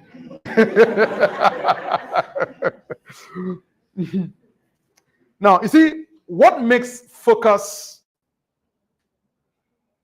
difficult is not only because you have to pay attention to one thing, it's because you have to say no to a lot of things. Yeah, that's what makes focus difficult. Small insult is better than big insult. It's a proverb in my village. I'm paraphrasing literally for you. Do you know the small insult? You couldn't attend your friend's child's naming ceremony. You were not at the, I'm not saying don't go to any, but if you are going to all of, they will praise you, right? Beautiful. But your business starts suffering. And then a time will come when you have to go to him. You know, it's my children, it's not me. You know, that's how it starts. They have been sacked from school, blah, blah, blah. The guy will start by, you should have come last week. He doesn't want to give you the money. After he convinces you that he doesn't have the money, that you should go. Once you leave, a foolish man. Am I the one to help you pay your children's school fees? Not attending the naming ceremony of his child, he will insult you. But that's small insult compared to when you have to go for a loan to pay your children's school fees. Choose small insult over big insults. If you want to be everything to everybody, very soon you'll be nothing to yourself. Yeah. Am I condemning helping people? No. No. But you simply can't be everywhere doing everything all the time. No.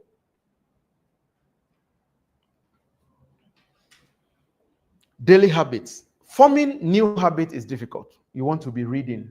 So normally this is what we advise. Tie them to an existing habit you have already mastered.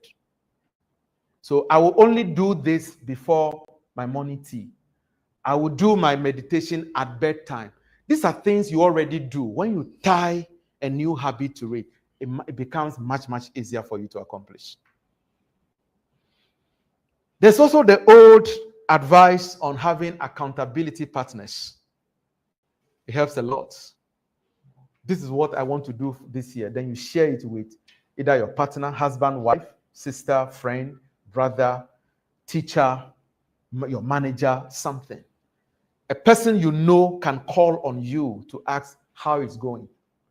Just by doing that, to avoid embarrassment not doing it, you want to do it before the question comes. And for me, that is the whole idea of providing feedback, holding people accountable, and these things help a lot, having accountability partners. You want to track your progress. If it doesn't go well at a particular month, you find out why, so you build on it. If it goes well, please celebrate it. Celebrate it anyhow. Make sure you can afford it. Some of you will drink Coke to celebrate it. Some will drink 1931 club beer to celebrate it. Somebody said Nigerians drink at all opportunities. If something good happens, say, oh yeah, let's drink and celebrate this. Oh. If something bad happens, oh yeah, let's drink and forget this. Oh. If nothing happens, say, oh yeah, nothing happened. Oh, make we drink. So at all times, you gotta have a good reason to drink. For our Nigerian friends, that's the na joke. Let me say it in your language. Na joke. Track your progress. And it's important to learn and grow daily, especially in this knowledge economy or knowledge information dispensation we find ourselves. It's important to learn and grow daily. Otherwise, the year will end. It's already left with 361 days. December 31 will come. And out of lack of information and exposure, your prayer topics will increase instead of reduce. Let's talk about money, and then I'll take a couple of questions and we are out of here. Financial independence as one of the major goals. If you are not like that fisherman who finishes or comes from fishing by 11 and is resting and thinks that the ultimate goal of looking for money is eventually to rest. If you are the type who thinks that money is good, then come along and let's talk. Indeed, even the good book says it answers all things. Let me whet your appetite a bit. I don't know if you came across this story, but an 18-year-old girl got pregnant. The parents were angry at her. Who is this pig that did this to you? The girl took the phone and called the pig. The pig arrived, impeccably dressed in his Range Rover, early 50-year guy, and dropped. Hello, I am the one that put your daughter in a family way. If she delivers a boy, 2 of my factories plus 2 houses in that estate will be yours. If it's a girl, I'll give you these factories, these houses, and this other will be yours. If it's twin, we'll put the 2 together. But what do you suggest if she miscarriages and the father put a hand on the shoulder, then you try again?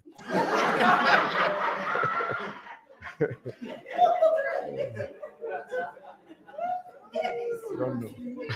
Yeah. When money speaks, the pig is now encouraged. Continue doing your pig job on my daughter. I don't know what your current financial level is, but we are told by the experts that there are about some 5 or 6 different levels of financial success. The first one, unfortunately, we call financial crisis. What is financial crisis? That's the stage where normally no income is coming into your life. You are hustling, taking loans from people, calling your church colleagues or church members, your former mates, family members, members of your community. If you live in a compound house, you are asking your neighbors, living hand to mouth all the time. It's not a good place to be. My problem when you are there is not the level you are. My problem is that there are people who are there who are suffering from what I choose to call poverty mentality. So there's a difference between lack and having poverty mentality. So I do not have anything on me now as I stand here or in this stage of my life. I am going through financial crisis. You are also going through financial crisis. However, he believes that he can break through someday. He has hope. He's working on something. I believe that, well, in this hard economy, who can make money? I'm suffering from poverty mentality. When I finished first degree, I was very hungry for success. 2005, I went to the office of Prince Kofi Amoabin, founder of the now defunct UT Bank. And he received me. We started talking. And at a point, he asked me, so Jeff, are you making some money? I jumped from my seat. I said, no. The economy is hard. There's no money anywhere. And then he laughed and said, yeah, you just talk like all poor people do. And I said, young man, get closer. Do you know there are people in this city, Accra, who have 4 houses, and every night they are confused which of the 4 to spend the night at? And I say, yes, I'm aware. You know they are Ghanaians? I say, yes. He has up to 6 vehicles, and depending on the function he's attending, he decides which car defeats that function. And I say, yes. And that at the stroke of his pen, he can sign millions of Ghana cedis. And I say, yes. I say, okay, then let's change the language. There's a lot of money, but you don't have. It's not enough to generalize that there is no money in the system. There's a lot of money. Psychologically, the moment you convince yourself there is no money, then what will you be looking for? There is. You don't have. Redefine it. Those who suffer poverty mentality believes that they are born poor. My grandfather was one till he passed. He could call his children, that's my parents, and tell them that God has given long life to this family, but money God has not given us.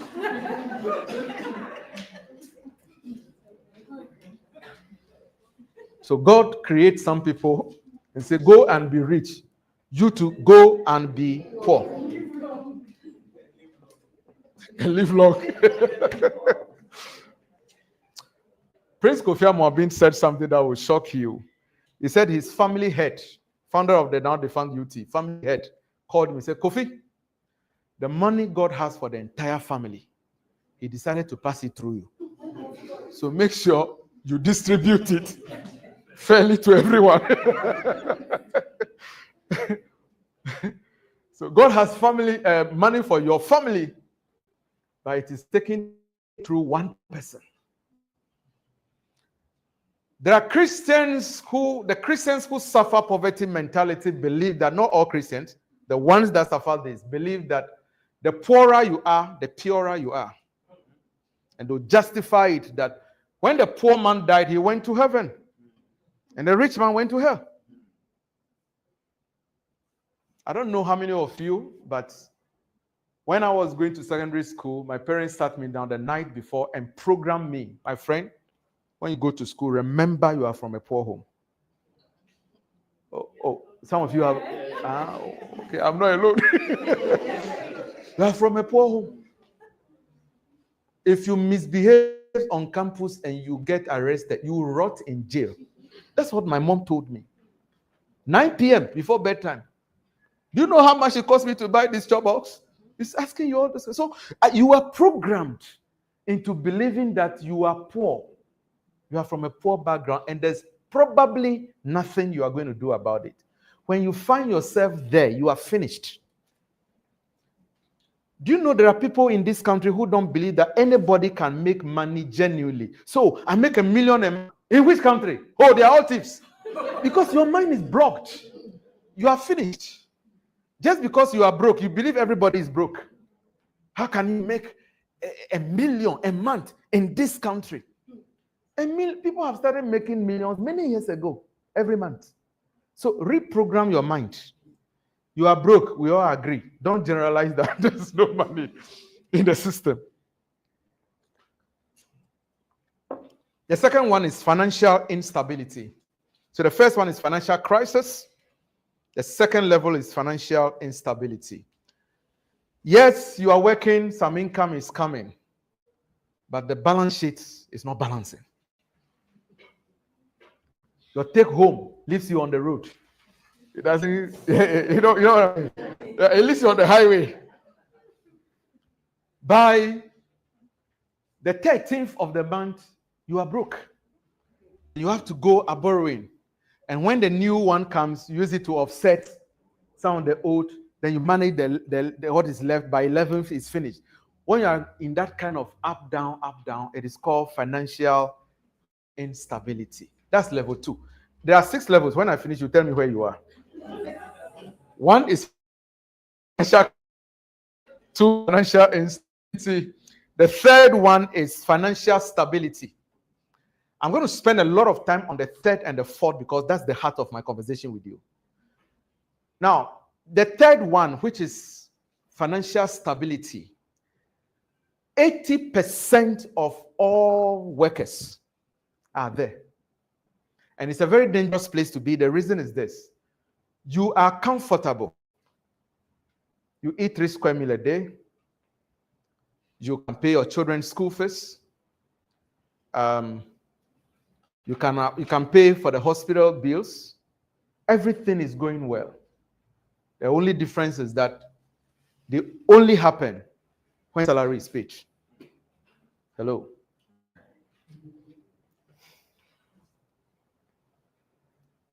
So everything waits till payday.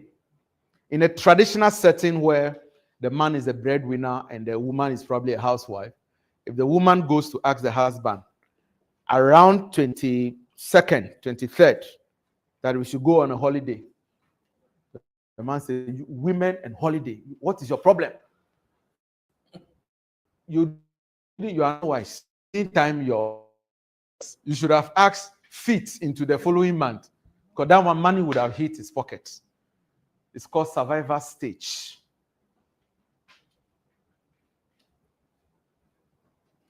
You are able to afford all your bills. But the moment that single source of income ceases, the whole world will hear of you. You are at financial stability. There's a fourth one, and that's where I want to encourage every one of us to get to. That's why I'll come back to the third and the fourth and do some comparisons for you. The fourth one is called financial independence. You are not a rich man, but you are comfortable. Nothing waits. Once a decision is made, you can afford it. You can go to holiday when you want to.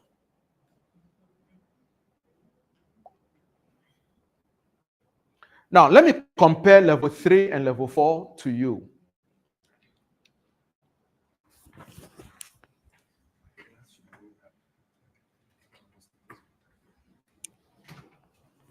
Levels 3 and 4 looks the same in the eyes of the public. Because level 4 is driving that flashy car, level 3 is also driving that flashy car. The only difference is that level 4 has paid for it, level 3 is driving alone, but they are both driving the car. Level 4 is living in a good house, level 3 is living in a good house. Level 3 is now paying mortgage. So because you have nearly the same comfort as level 4 financial independence, you are likely to deceive yourself that you have arrived. The difference between you and 4 is when the wind blows. Father is sick. Doctor says if we don't place 80,000 down, we won't start the surgery. Level 4 drives to the bank, and in 30 minutes, surgery can start. Level 3, but you know me. I fellowship with the Church of Pentecost. I work with XYZ company. Within 4 months, I'll pay back. Okay? They are always telling stories. If you are there, don't feel bad. That's why we are here, right? Good. They're always telling stories. Why things must move. When a level 3 loses that singular source of income, within 2 months, the whole world is aware. A level 4 person loses job for 2 years and his lifestyle and standard remains the same. Connects when no income is coming to when next is able to get another income. It's a comfortable place to be. There's a level 5 called financial freedom. The guys who have the money, every year they want that year's number plate on their vehicle in the month of January. He buys a house, goes into it, so I really don't like the design of this house. Agent, can you get me another house in that other estate? And after moving, it's okay. You can put the old one for sale. Oh, you leave it, leave it. I have some friends who come from US like twice a year. When they come, I want them to be sleeping there. That's level 5, financial freedom. Then there is a level 6, wealth and affluence. Level 6 people, mostly they don't know how much they have. We have to put a 3-day workshop to compete how much they have. The last time I listened to Kwame Sefaka, it's been some time now, interviewing Asma Banda, founder of Amtrak. So how many vehicles do you have? The guy collapsed with laughter. I said, I don't know. That's why I have a transport department. You're supposed to know as of today how many cars I own. Level 6 is called wealth and affluence. If you want to know the one sitting by you, his level, when next you are in church and the pastor announces that this chapel we are building, if you are touched by the Holy Spirit, to donate 40,000 to the glory of God. Let's listen to the reaction of each of the 6. Level 1 guy, once he hears that money, 40,000, as for you people, you just mention money by heart. So you just mention money by heart. In this economy, who will get 40,000? His mind is blocked. It's finished. Open your mouth, just mention money. You know, they fear money, the sound of money, get them trembling. They are suffering from poverty mentality. The fact that you don't have is not my problem. But the fact that your mind is blocked, that you can't create it. Level 2 guy, who is working on something. He doesn't have the money, but he's praying that Holy Spirit touches somebody who will pay. Then, level 3. Are we here? Yeah. You know what they do? They wait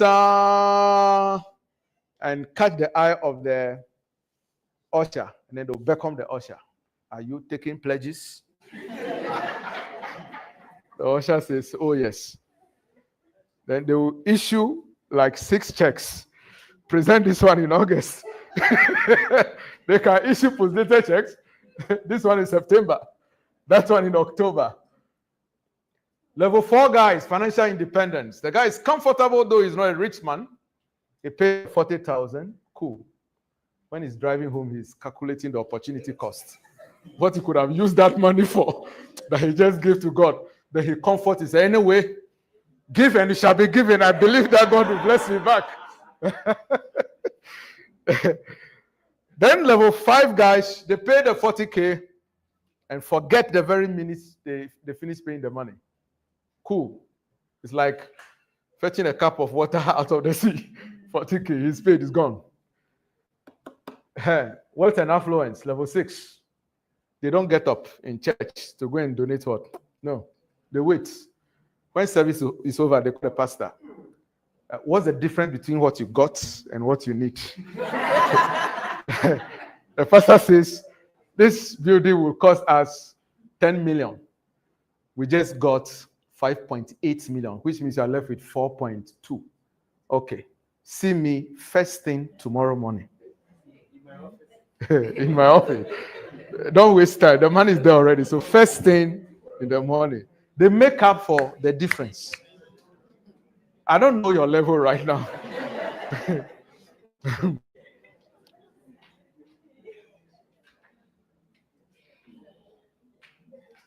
I was lecturing somewhere and I was telling my students that I'm targeting level 5. And somebody said, sir, why not level 6? And I said, you think we hold marker? targeting, I am holding marker, so I don't think I'm a level 6. Level 6 people are holding board meetings in the air. Yeah. I was reading about Donald Trump. Donald Trump, the businessman, not Donald Trump, the president. He's a very solid business guy. I'm not too sure if he's a great political leader, but I know he's a solid business guy. Donald Trump is traveling from New York to London, and board members have to get on the plane because we need to do board meeting because I don't have time. I'm busy. As we are traveling, By the time the plane lands, we need to make a decision. So level 6 people are not holding marker. Writing in classroom. Wherever your level is, there is hope that any and everybody can work to a higher level. I am not at wealth and affluence, so I'll be deceiving you by teaching you how to get there. It's like asking a brick maker to help you how to mold gold. I'm not there myself, so let's not discuss it. My focus is to suggest a few ideas to you how to become financially independent. You may not be a rich person, but nobody hears your story. You're comfortable, you pay your bills, your source of income ceases, and you still have enough to depend on. 5 years, and your lifestyle does not change. These are 7 reasons I wish to suggest to you why you should seek to be rich. Minimum, seek to be financially independent. I don't know what doctrines might have been sold to you based on your religion or your belief system, but I want you to know that money is good. It answereth all things. When money talks, shut up. Because some people have confused themselves with certain belief systems and philosophies. There are some, let me remember some of them. Predestination. All things are created and set by God or Allah or whichever deity you believe in to happen by themselves. It is not your actions or inactions. If God says you'll be manager, you'll be manager. It's not what you are. There are people who have those philosophy. Some people believe that the end of man is death. It's called nihilism. The end of man is death. Whether you are rich, poor, manager, cleaner, everybody will die someday. So why struggle in life? You see this 8-bedroom house is building. How many will he sleep in? Isn't only one? You see, when you are suffering from poverty mentality, these things become your consolatory statements. You use them to console yourself so you can feel good about yourself. We will all die someday, but a good book says that a good man leaves inheritance for his children's children. So the fact that you will die will not bring the world to an end. So I don't know which philosophy is governing your thoughts, but I want you to know money is good. And here are good reasons you should seek to make money. 1, people want to have money for recognition and respect. A friend of mine said, and I know that I can't know this proverb. See, there's something like that. Say it properly in here. Okay. When your money is small, your opinion doesn't matter. Shut up. So if you want recognition and respect, it's a good reason. You see, reasons make the difference. Yeah. You and I are traveling from Accra to Koforidua. And here are our reasons for traveling to Koforidua. I wake up from bed and realize I'm on leave. So I asked my wife and children to hop on a vehicle and let's take a stroll in town. We got to Nsawam stretch. That is the Achimota stretch leading to Rampokwa. I said, where does this road lead to? So you can get to Koforidua from here. Okay, honey, since we are on leave, can we go to Koforidua? That's my we are going to Koforidua. You who live in Accra but hail from Koforidua. Koforidua is your hometown. You have some parcels of land there. Your business is in Accra is suffering. And you are going to Koforidua to sell the land to do some capital injection into your business. We both get to Nsawam or Suhum and there's a big tree crossing the road. Which of the two of us is likely to make a U-turn to Accra? Me. I have no clear reason why I should go to Koforidua. You will begin, you the second person, who have a definite reason you must get there, will begin to weigh options. You either look for young men to help you roll up the tree or a chainsaw operator to carry it off. Worst case scenario, you leave your car, jump over the tree, get another car and get to Koforidua because ideas jump at you when the reason is firm. In the absence of reasons, you will give up easily. That's why goal setting is important. The second one, so beyond recognition and respect, the second one is good feeling. Folks, you agree that when you have money in your pocket, you feel good. Somebody said jokingly, it was just a humor on social media. Husbands, when your wife says it's not well, first thing you do, give her money. That first aid may help. After that first aid, she might be okay. It's just a first aid, though. You feel good. The next one is family protection. Yeah. Many of us have been spurred on to work hard to make more money because of our wives, our husbands, our siblings, but most importantly in the family, I know, is your children. You want them to go to good schools. You want them to have this course and earn the certificate and get a good place in future. That's a good reason to want to make money. Now the children, these ones, my 8-year-old came home to ask me one question. But, Daddy, you say you are a lecturer. And I say, yes. My friends say you are not a lecturer. I said, your friends in class say I'm not a lecturer. You know why? So the last time you dropped me, you were wearing slippers.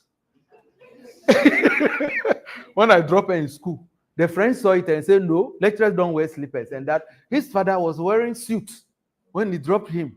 So his friend have told her that the father has more money than me. And she's concerned. She's concerned about it. So now I make sure I don't wear slippers when I'm going to her school.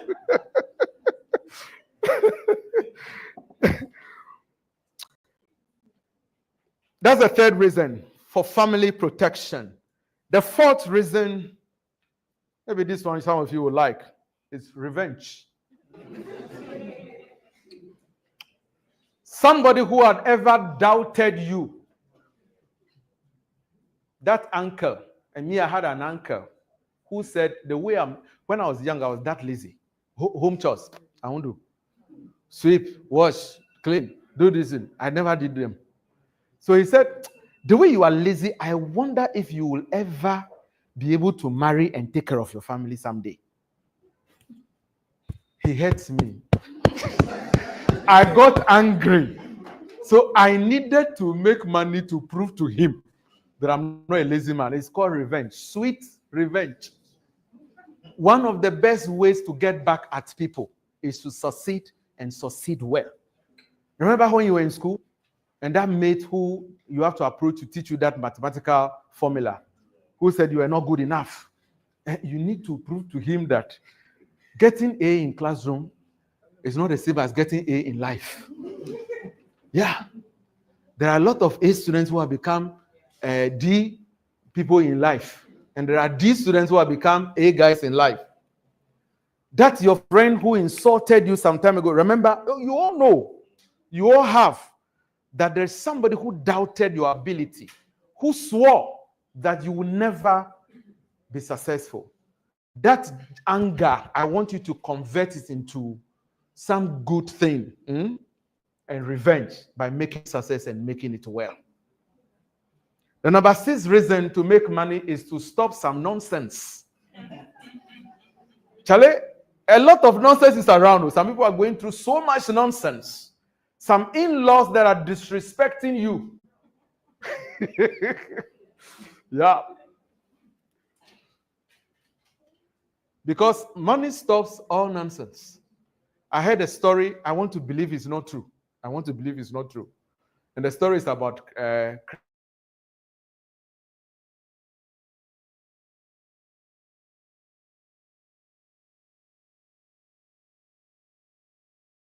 the dogs make so much noise. And that particular guy is the one who have been disturbing him.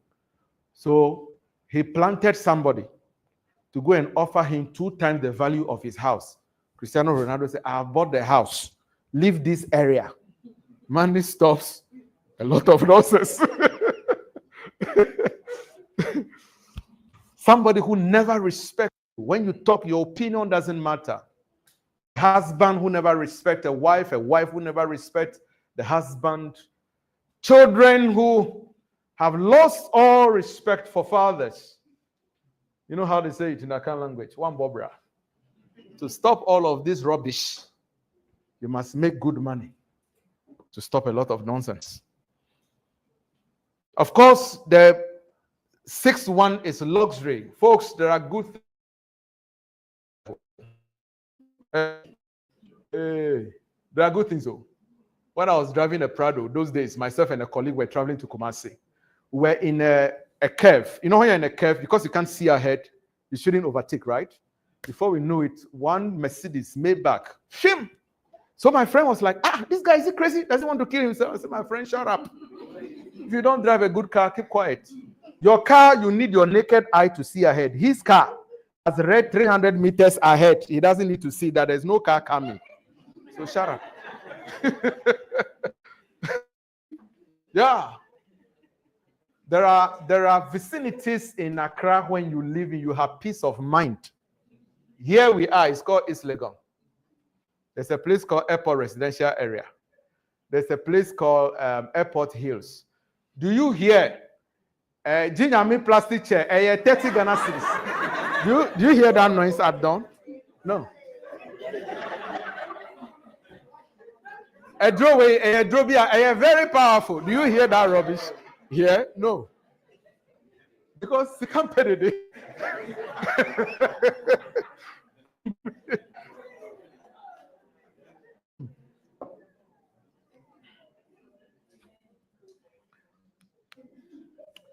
We'll live here very soon. Luxury. When I started, I said some 5, 10, 20, 50 years from now, we will all arrive somewhere. A well-designed destination or a place where you'll be eating what you don't want to eat, driving what you don't plan to drive, sleeping at a place you never wanted to, sitting in. If you are there, I said everybody have a challenge. I have ever walked from Dansoman to Adabraka. I wasn't exercising. I didn't have money for a trotro driver, so don't feel bad if you are there. You know how it is in trotro. You know that kind of thing. And then when you want to get down, when somebody wants to get down behind you, come down. And then when you come down, you rejoin. Relax. It's just a question of time. And then, of course, the final reason you must seek to make money is that, folks, the money is not the issue, it's the freedom it buys you. People say money doesn't buy happiness. We agree. But money gives you the freedom to choose what makes you happy. Travel where you want to travel to, drive whichever car you want to drive, eat. So I want to take a bottle of Coke against malt, not because I can't afford malt. I have the freedom to choose whichever. I decided to. Not drinking Coke because you couldn't afford more. That's what I mean by freedom. And one of the luxuries in this life is having what I call slow morning. When you wake up in the morning and you have to rush out. Slow morning, freedom. So the purpose of the money is not the money, it's the freedom it buys you. And that is a good reason you must seek to make money. I've said already that the world doesn't pay you for your time, the world pays you for your value. So how do you become financially free? Just a few thoughts and we are out of here. One, you must make a decision. I said a lot will not happen until decisions are made. Folks, let me say this that will interest you. Nobody gets to financial independence with salary. Am I saying resign your job? No. I earn salary too.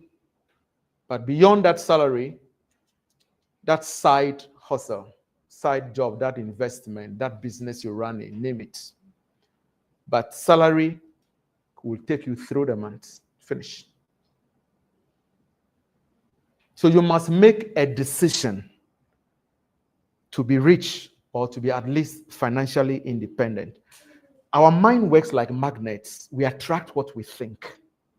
Once you close your mind, there's no money in the system. Forget it. You are finished. Instead, you are the one who is broke, but there is money. So what do I offer the man who has the money to give me part of it? Then, remember, where you keep your focus is where you make your impact.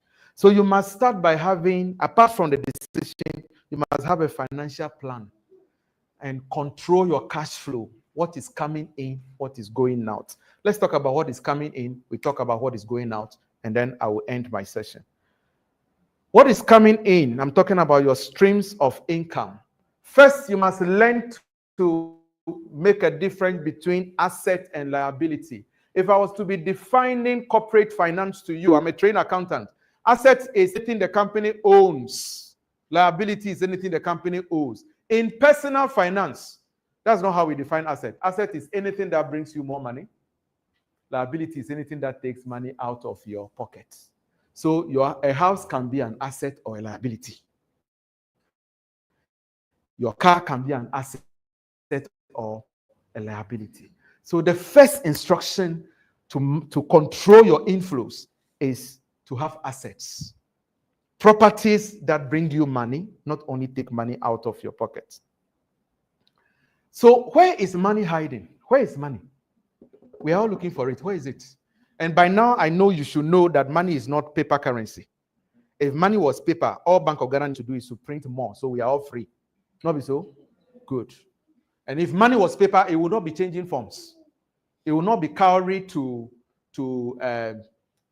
coins, to paper, to ATM card, to now your mobile phone. Not so? Good. So the value of a country is not measured by how much currency is in circulation. It's measured by their GDP. Because if there's no production behind the paper is weightless. Because like I said, we can print more at BOG. We have the money printing machine in Ghana. Are you aware? Okay, good. So I hope you know what money is. Good. Where is money hiding? Now, money is not just around you, just see on the ground and pick. In fact, if the leaves on trees were to be declared as legal tender tonight, by tomorrow morning, no leaf, no tree will have any leaf on it. So it is not something you can just go and pick around like pieces of stone or gravels or anything. So where is it hiding? 5 suggestions to you, in my opinion, where money is hiding. Number 1 is the fact that money hides inside of people. Listen, the same way spiders are loaded with webs, people are loaded with money. If you're a bit of age, you remember that in 2009, there was a global economic crunch. Global economic crunch means there was no money anywhere in people's pocket. That's the average man's understanding. In that year, Michael Jackson announced his concert. That was his last concert before he passed. He called it "This Is It." If you remember, the Gen Zs will not connect. Now, "This Is It" concert was to seat 20,000 audience across 50 cities. If you put it together, that would be 1 million participants. The ticket was to sell for 6 months, and it was selling for £70. The ticket got sold out in 2.5 months. In a year that was supposed to be economic crunch, £1 million came out of people's pockets in 2 months because a gift was delivered on the table. So the fact that you are broke doesn't mean there's no money. There's money. It is hiding in people's pocket. Before they bring it out, you must create value.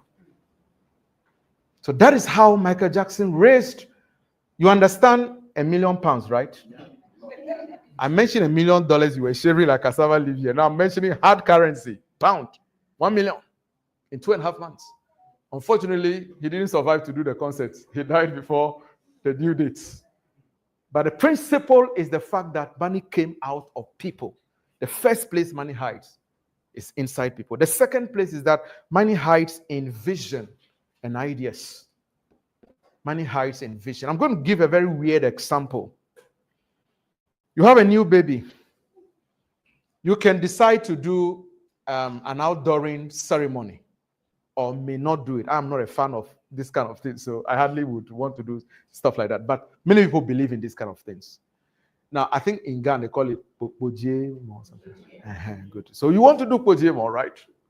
The fact that you have the vision to do, people will walk in with gifts, right? But if you didn't do it, chances are that you may have just about a quarter of those gifts coming to you. All I want to say is that resources only flow the direction of vision. Where there is vision, there is provision. Resources flow. Money hides in vision and ideas.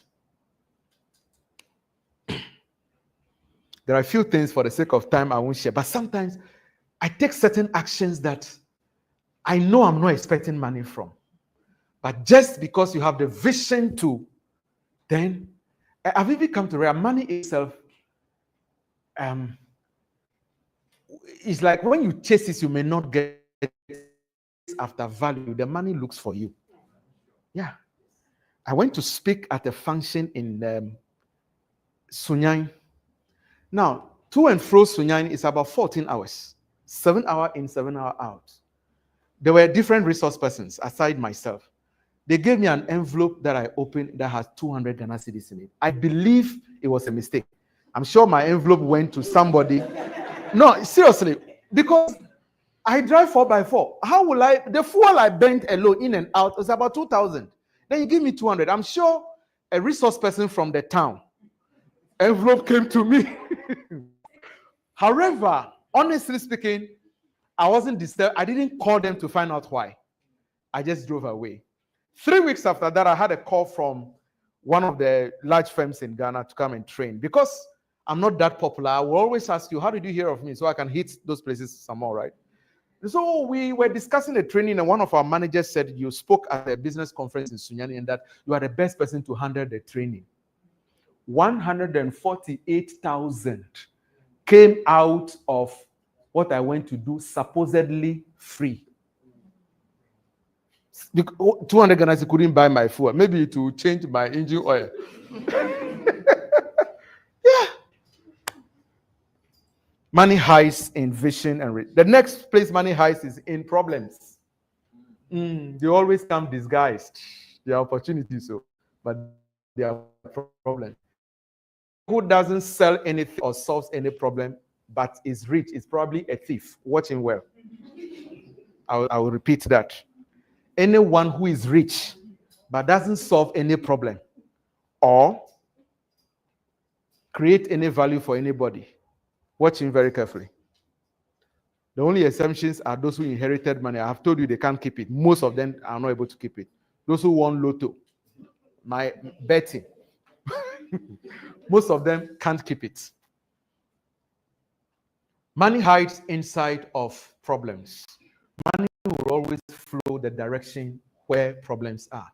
And you see, the bigger the problem, the bigger the money. In other words, when you solve local problems, you make local money. When you solve national problems, you make national money. Regional problems, you make regional money. Global problem, you can imagine somebody getting a cure for HIV/AIDS. Will he make money only in Accra? In Ghana? That's a global problem. And when you solve it, you make global money. The next place money hides is in products and services. Money hides in products and services. Money will always flow the direction there are products and services. Unfortunately, for most of us, when you receive your pay, you only give it to those who are offering products. You pay MTN, you pay the dressmaker, you pay the food. You are always handing money to people. You don't take money from anybody. Have you thought about it? Every day people are selling to you. You never sell to anybody. Start thinking about how to also sell to somebody. You are not just there to be working for somebody. You collect money and then you distribute it to vendors and then you are empty-handed, then you go back. Does it make sense? No. The final one is money hides inside gifts, talents, and skills. Gifts are given by God. You only need to acquire some skills here. Talents. I was driving on the La Paz road. Before the N1, it was a single road, if you remember. Before I know it, there was a lot of traffic in front of me. Vehicular, human, so much, a lot. So I asked, what's happening here? You'll be shocked the answer I was giving. He said, Asamaja just passed. Asamaja passed and there's traffic. Lecturer is passing. You cannot see. The books I've read, that boy I've read half. But he has the gift to kick a piece of leather. So he will pass, and his traffic will prevent the lecturer from passing. This world is not a fair place. It's not a fair place at all. I don't know what your gifts are, but I believe firmly that God has given everyone a gift capable of making you successful. It's just that you haven't discovered it, you haven't acquired the skills surrounding it, you haven't nurtured it, you haven't packaged and sold it yet. Charlie, somebody's beautiful fingers, just place it down. We snap, publish in magazine, the guy is rich. Oprah Winfrey will cross her leg and comment on social issues. Richest black American lady. How? Developing that small seed. When it comes to skills, all manner of skills, Charlie, ability to speak in public, to communicate well, to sell, name it, some manner of skills. I pick up certain skills that I've never had formal training.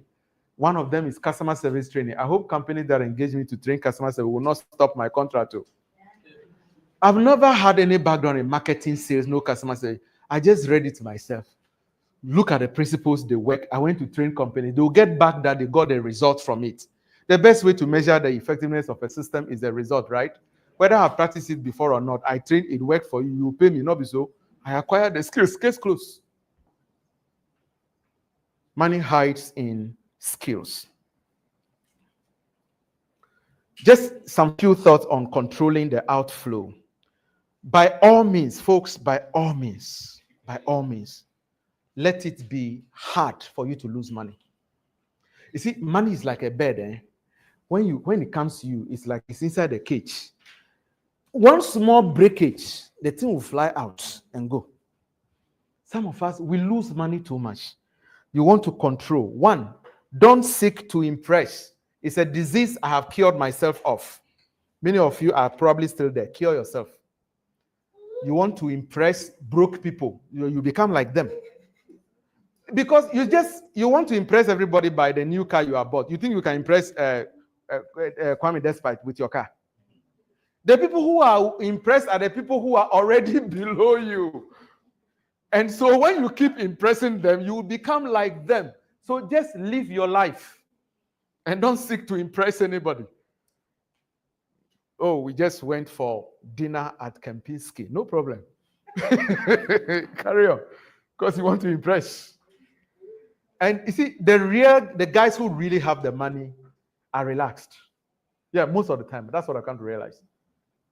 Now, I am not a rich man, but I have a friend who said, hey, Jeff, if I have half of what you have, I'll be all over the place. In my mind, I'm like, that's why you won't have. You think if you are all over the place, we can keep what you have.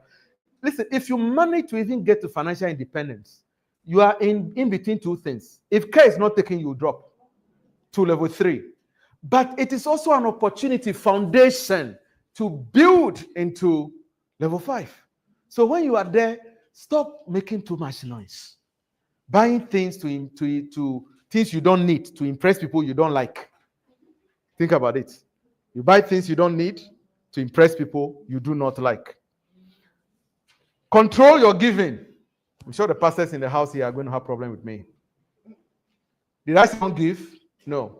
Let me tell you something. Those who ask money from you, those who ask, beggars, they don't know how to stop asking. You must know how to stop giving. Yeah. And once he asks one, you provide. Number 2, you provide. By the third, fourth, he's entitled. If you don't give, it creates anger. Yeah, I don't allow people to even build their budget and plans around me. Hey, Jeff, there's an emergency right now. You have to send money right now. I have the money, I know I'll give it to you. I'll give it to you in 2 weeks' time. To teach you that don't build your plans around me. How can you tell me your wife is going to give birth is an emergency? She was pregnant 9 months. You didn't plan. No, going to labor is not an emergency. Is it an emergency? You've been living with this pregnancy, this woman, for 9 months. And I have an emergency. My landlord is injecting me. 2-year renewable rent. No, people create normal things to appear to you. I'm not saying don't help people, but like I said, control it. Another one is lending money to people. I hope you know when you lend and the person doesn't pay, there's really nothing you can do to the person. Because you are not a bank. You are not licensed to provide money. So you can't even arrest him with police. When you give money to a personal friend as loan, just make your mind that when it comes, we thank God. If it doesn't come, so be it.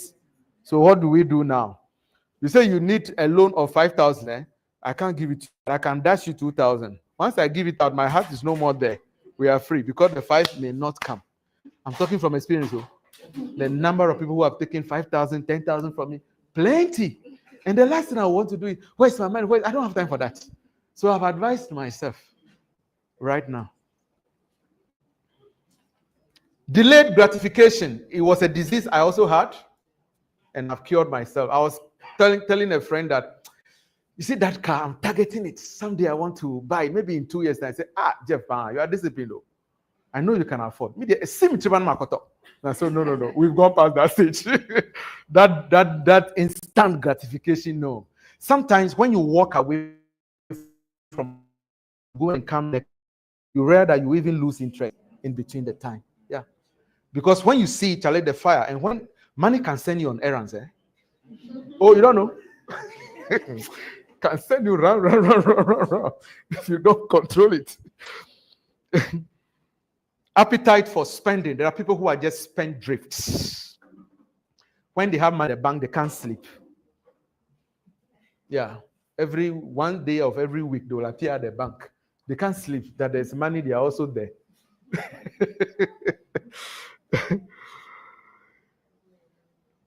Please look at or concentrate on what works for you. This prototype formula, this is how everybody does it. I'm tired of it. Yeah. There's a difference between having a house that gives you capital appreciation and having a car that gives you cash flow. And both of them are good depending on where you find yourself. At the moment, I prefer to be in a rented house and drive a nice car because I'm a consultant. I'm a trainer. There's something we call physical evidence. When you get to a company, they have one of two things, ideas about you. You are either hungry, you are here to beg for food, or you are successful, you are here to help us. Either of the two affect how they negotiate with you. So don't think that the person who is driving that car and is in a rented house is not reasoning. That is what works for him. Some of us, it is okay to be in a rented home. You have the money to build, though, but you lock up that money into a house which is not bringing you anything. Be in a rent and use the capital to push. But it looks like everybody is in a hurry to do things the way it has been programmed. The best that will give you as a young man to build that nice house is glory. It's called Emunyam, right? Hey, that is all, nothing. You don't get anything out of it again. A friend, myself and a friend went to visit a family in this apartment, and about 6 apartments. A flat is selling for 6, not selling, is renting is 6,000. If you multiply that by 6, how much? 36,000. And my friend was like, whoa, the owner of this house, and the owner is an elderly person, like 70, is lucky every month 36,000. So we asked the intentional, we just oh, it costs you to build this million cities. So friends, so if you had 5.2 million right now, you use it to do this. You say yes. I say okay, then you have a problem. Divide 5.2 million Ghana cedis by 36,000. It will give you about 11 years. The number of months you get, you divide it by 12. So it will take you 11 years to get that money back. It is good for her because at her age, she doesn't have the time, the energy to be moving around. But as a young person, if you get 5 million, in 3 years, I'll double that money. In 10 years, it is a lot of money. I won't lock it down because that is what everybody is doing. It doesn't make sense. So you have to look at what makes sense to you. What suits your situation.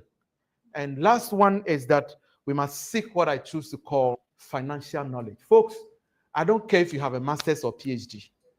The lecturers who taught you themselves have problem with their knowledge about money. I read accounting. Most of my lecturers, I look at them today, they are broke. He taught me how to manage money. He doesn't have money. When he starts his engine in East-Legon, you hear the sound in Danzoma. But he taught me how to manage money. He doesn't understand money themselves. Don't think that going to school and being a literate is tantamount to understanding money. One of the parts of news I don't joke with is business news. I want to know stock price of what gold is selling, oil, the bonds, the exchange rate. All the time I'm doing the analysis in my head. But there are so many educated people, and money have no respect for whether you're educated or broke. If you don't know about it, it won't come to you. At best, no matter how educated you are, you work for an illiterate. It can be painful because he understands money. You do not understand money. You have to learn money. In conclusion, what I want to say is that God has graced us with fresh 365 days. We have done 4. 361. You have the power of choice. And with a little focus, a little diligence, you are able to change your situation if you do not like it. That is, you are resetting. But for those of you who are already on the right road, you are upgrading. Yezu? No. If I say Yezu, you respond, it is possible. Yezu? It is possible. Folks, thank you all. I wish you all well in the year.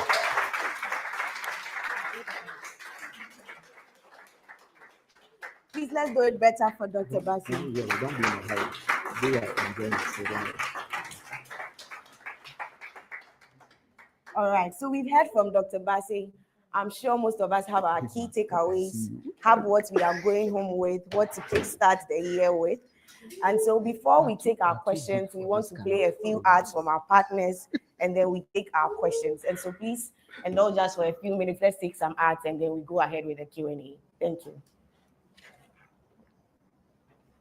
Because our time is fast spent, we shouldn't do more than 10 minutes for Q&A. Then we can step out. Right. Good. Should I bring this speaker out? Right. Are we good for the Q&A? Oh, okay. Good.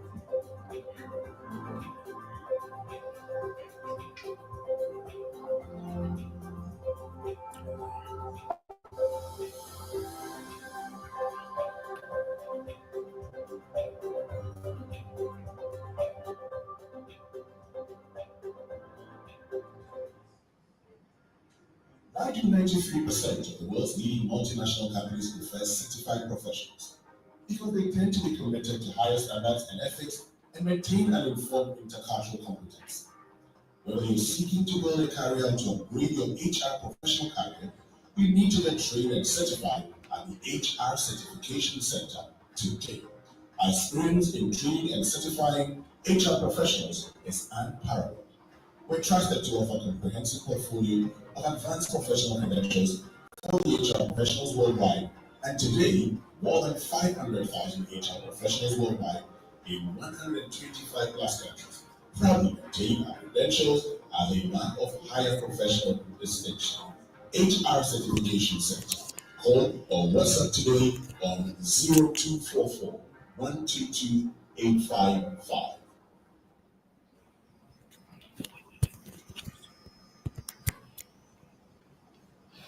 All right, thank you so much for the art. Before we leave here, we'll talk more about what we saw. But our time is fast spent, so we are trying to cut a lot of things off. Okay, so we'll take our questions. We'll take the input. Like the online, we mentioned that you can drop your questions in the comment section and then we will take them.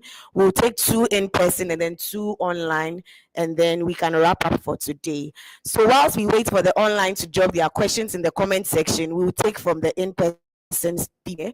And so if you have a question, if you have any suggestion, any key takeaways you want to share with us, you can just raise your hand and then we'll pass the microphone to you. Do we have any question in-house? Any suggestions? All right.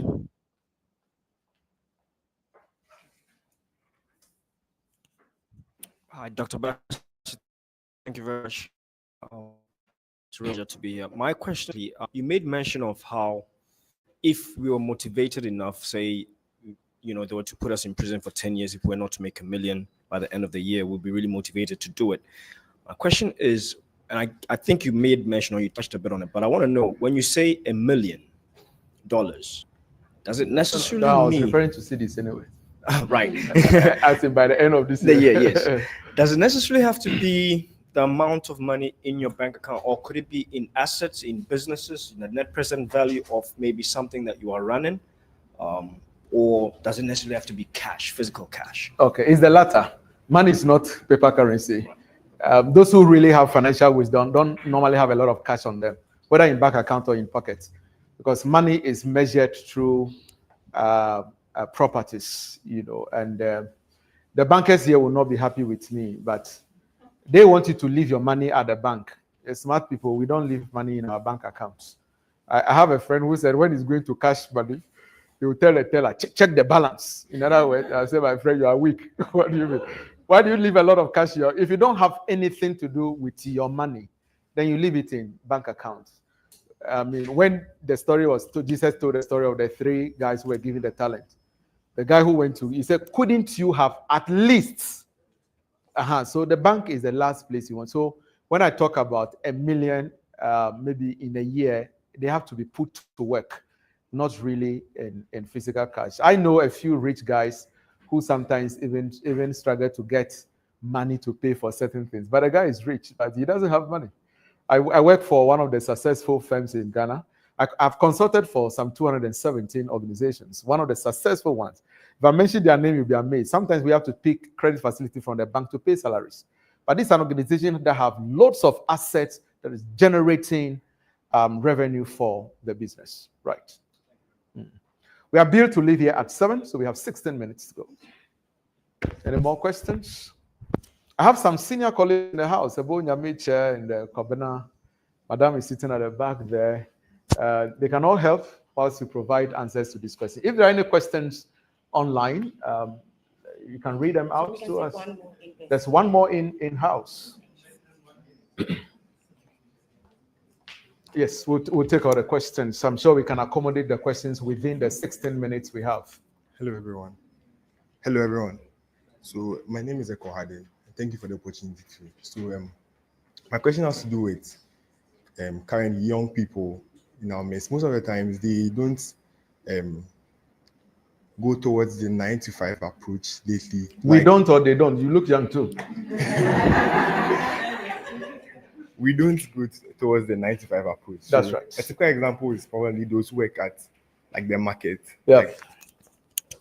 Thank you very much. So my question now is, for people like these, they can't predict their cash flow, like the money coming in and coming out. So if such a person is a financially stable person, how does a person like this control their cash like income and at the same time work towards leveling up too? That's my question. Thank you. Right. Thank you. You don't need to have a regular, predictable income to be in control of your money. As a consultant, for instance, my work is very sporadic. Within a particular month, you can make so much. In another month, you may not make much, all right? But at the end of the day, you just want to be sure that you can control the cash flow. The cash flow is what is coming in, where it's coming from, what is leaving the business, what you are spending those monies on. Normally, when you listen to financial independence experts, they tell you, bring down your expenditure and you are good. But it's not just, if I make 1,000 and you want me to put aside 200 cedis, it's one of two ways. I either bring down my expenditure to 800 so I can keep a 200 aside, or I raise my revenue to 1,002 so I still can put. So I don't know why they always teach us to bring down our expenditure. Why don't you also teach us to raise our revenue so that we can enjoy the good things of life? Do you understand? I choose the latter. Let me maintain a certain minimum comfort whilst I increase my revenue to put aside, etc. So any which way, and that is the future of work anyway. I mean, even HR, for instance, will no more be about managing people. It will be about managing work processes. But a guy is on a Monday morning with a laptop is the one managing the credit facility for the bank. So what? He has made the result for you, okay? And that's what the younger ones want now. You call them 8 to 5. You, the Gen Z guys. I have a mentee Gen Z who said, I'm leaving my employer. Why are you leaving? Oh, I've been here for 3 years. I said, my friend, that's not a reason. Why are you leaving? Well, no reason. I've been here for 3 years. Doesn't make sense. Doesn't make sense to you. But that's you for your lifestyle, all right? You don't want to do 9 to 5. And for me, that is the future of work. I am looking forward to a time where we will work 3 days in a week, 5 hours a day, Tuesday, Wednesday, Thursday. So we can start Thursday night. We chill out, because of technology, all right? So technology is, for me, is not a competitor of man. It's an enabler. It's supposed to enable us to do work in much easier way, all right? I sit in Ghana here and I work for quite a number of organizations abroad, and I don't have to travel there, and we are doing business. Especially if I slap you with my hotel bills and transport and the ticket and all of that, you say, okay, you can deliver the thing from here. Me too, I have comforts. So I'm delivering it. You are sending the money. We are still doing some more. And it's a normal thing. And just be sure whatever you are doing is legal. Just be sure, because people hide behind these things and push it a lot of illegalities, and then you get busted, and then you stifle your future, and that would not be great, right? So there's a question here. Okay. So take this forward to the Yeah, mine is just a contribution. My name is Isaac. I'm an entrepreneur. I'm into network marketing. Right. I saw the ad online, Facebook, and then I started the conversation. I decided to I hope be you here. didn't come here to do network. No. I love seminars. And I think I couldn't have started my year better than this way. It has been a profound seminar. Most of the things that he talked about is very true. The one that struck me more is the comparison we make. You don't have to compare yourself to people at a certain standard. And when that one happens, it always puts you in a mediocre way. I remember, I'm not trying to make any political thing here. I remember when we recently had E-Gate at the airport, and a lot of people were talking about E-Gate, and I was like, these things are things I travel personally, and I've met several of this. What is so special about this? Then the statement you just made came to my mind that, like, look, this is the standard we are.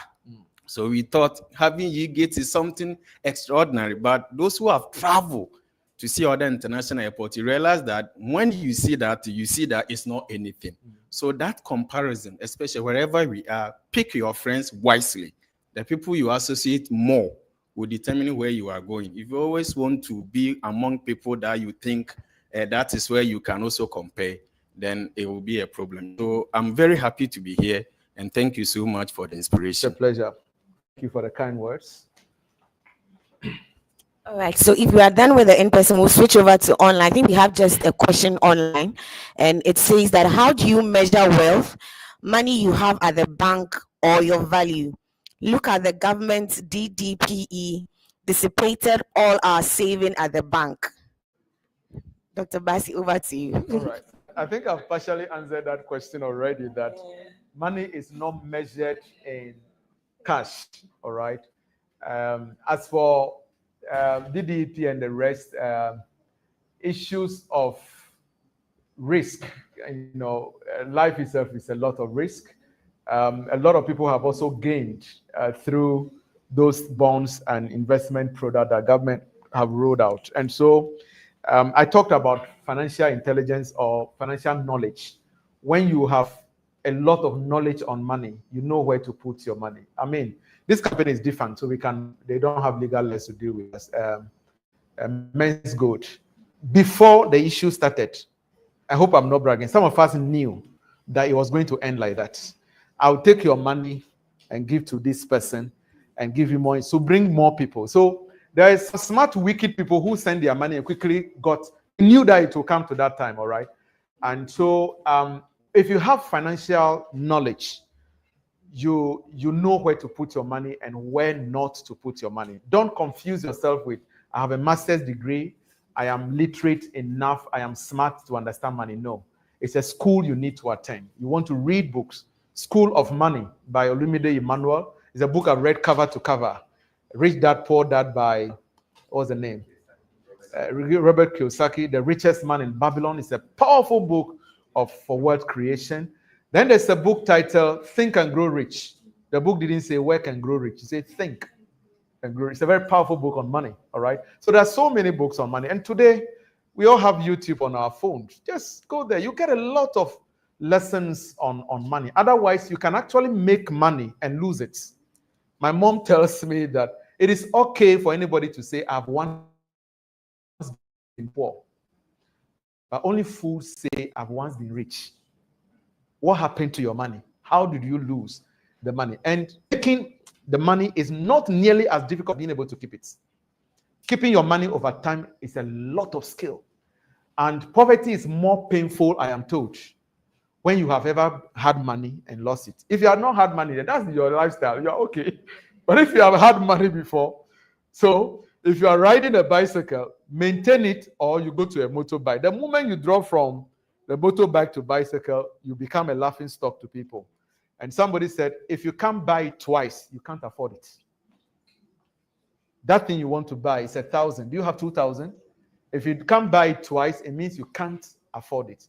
And all of this knowledge you get from financial wisdom or financial knowledge if you choose to study them. All right, thank you guys. Before we close off, we just want to quickly talk about our courses. So I am founder of 2 organizations. The first one is the HR Certification Center. God has been good to us. We have 10 years. We have passed out close to 6,000 individuals and HR managers from nearly every important company you may know. If you want to certify, we are the approved providers representing the global body of certification in Ghana. It's just a 6-month course. You write the examination, you become a certified HR manager or HR practitioner. The next intake is March 8th, madam. March 8th. And so that's our 42nd cohort. So we've run 41 cohorts so far. Right here is our center. That's the ground floor, the second floor, the first floor are all for the HR certification programs. Then we also run the Institute of Leadership and Strategy. We launched 1.5 years ago, Wednesday, 28th June, Campisky Hotel. God has been gracious to us. Many organizations, Bank of Ghana, the GRAs, the Cal Banks, the Ghana Port and Harbors Authorities, Registrar General of Ghana was here. All of them, our focus is leadership and strategy. You must be in a management position to qualify to study with the Institute of Leadership and Strategy. And we run 2 major programs, executive leadership program, which is taking off on 15th February. And then we also run the certified strategy professional. This is our 5th cohort we are about to take. We also run 2-day master classes for managers, supervisors, team leads from various organizations. It's 2 days on how your managers can lead their teams for productivity, like the productivity seminar. And finally, personally, I'm a consultant and a corporate trainer. I work for several organizations. If you follow me on social media, I thanked the company that engaged my service last year, the GRAs, the Ghana Post, and the rest, the Bank of Ghana. That's what I do. I've been through some 217 organizations. We can come and do in-house training for your managers, normally 2 days.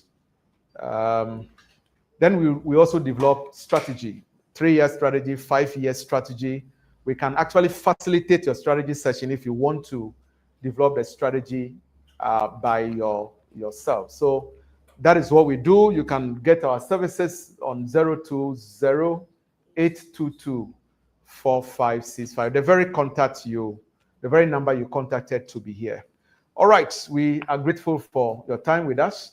I'll hand over to the MC to sign off the program. And we wish you all well, genuinely, for 2025. All right, please, let's do it better for Dr. Bassay.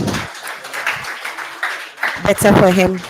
All right, so like Dr. Bassay said, together we've set the tone for a year of intentional growth and success. And let's commit to making 2025 our most productive year yet. Let's not waste the time we've been here. Let's meet next year by this time and tell a better story. And so on behalf of Dr. Bassay, on behalf of the HR Certification Center Ghana, and on behalf of the Institute of Leadership and Strategy, we want to say a very big thank you for being with us here. And also to our online viewers for staying with us throughout about 3 hours now. You've been with us, and so thank you all so much for joining us. Then we hope to tell a better story next year. So let's all have a good night. Thank you. And then for those of us in-house, there's drinks served outside. So once you're stepping out, you can just grab a drink. You can just grab a drink and then go. Thank you all so much.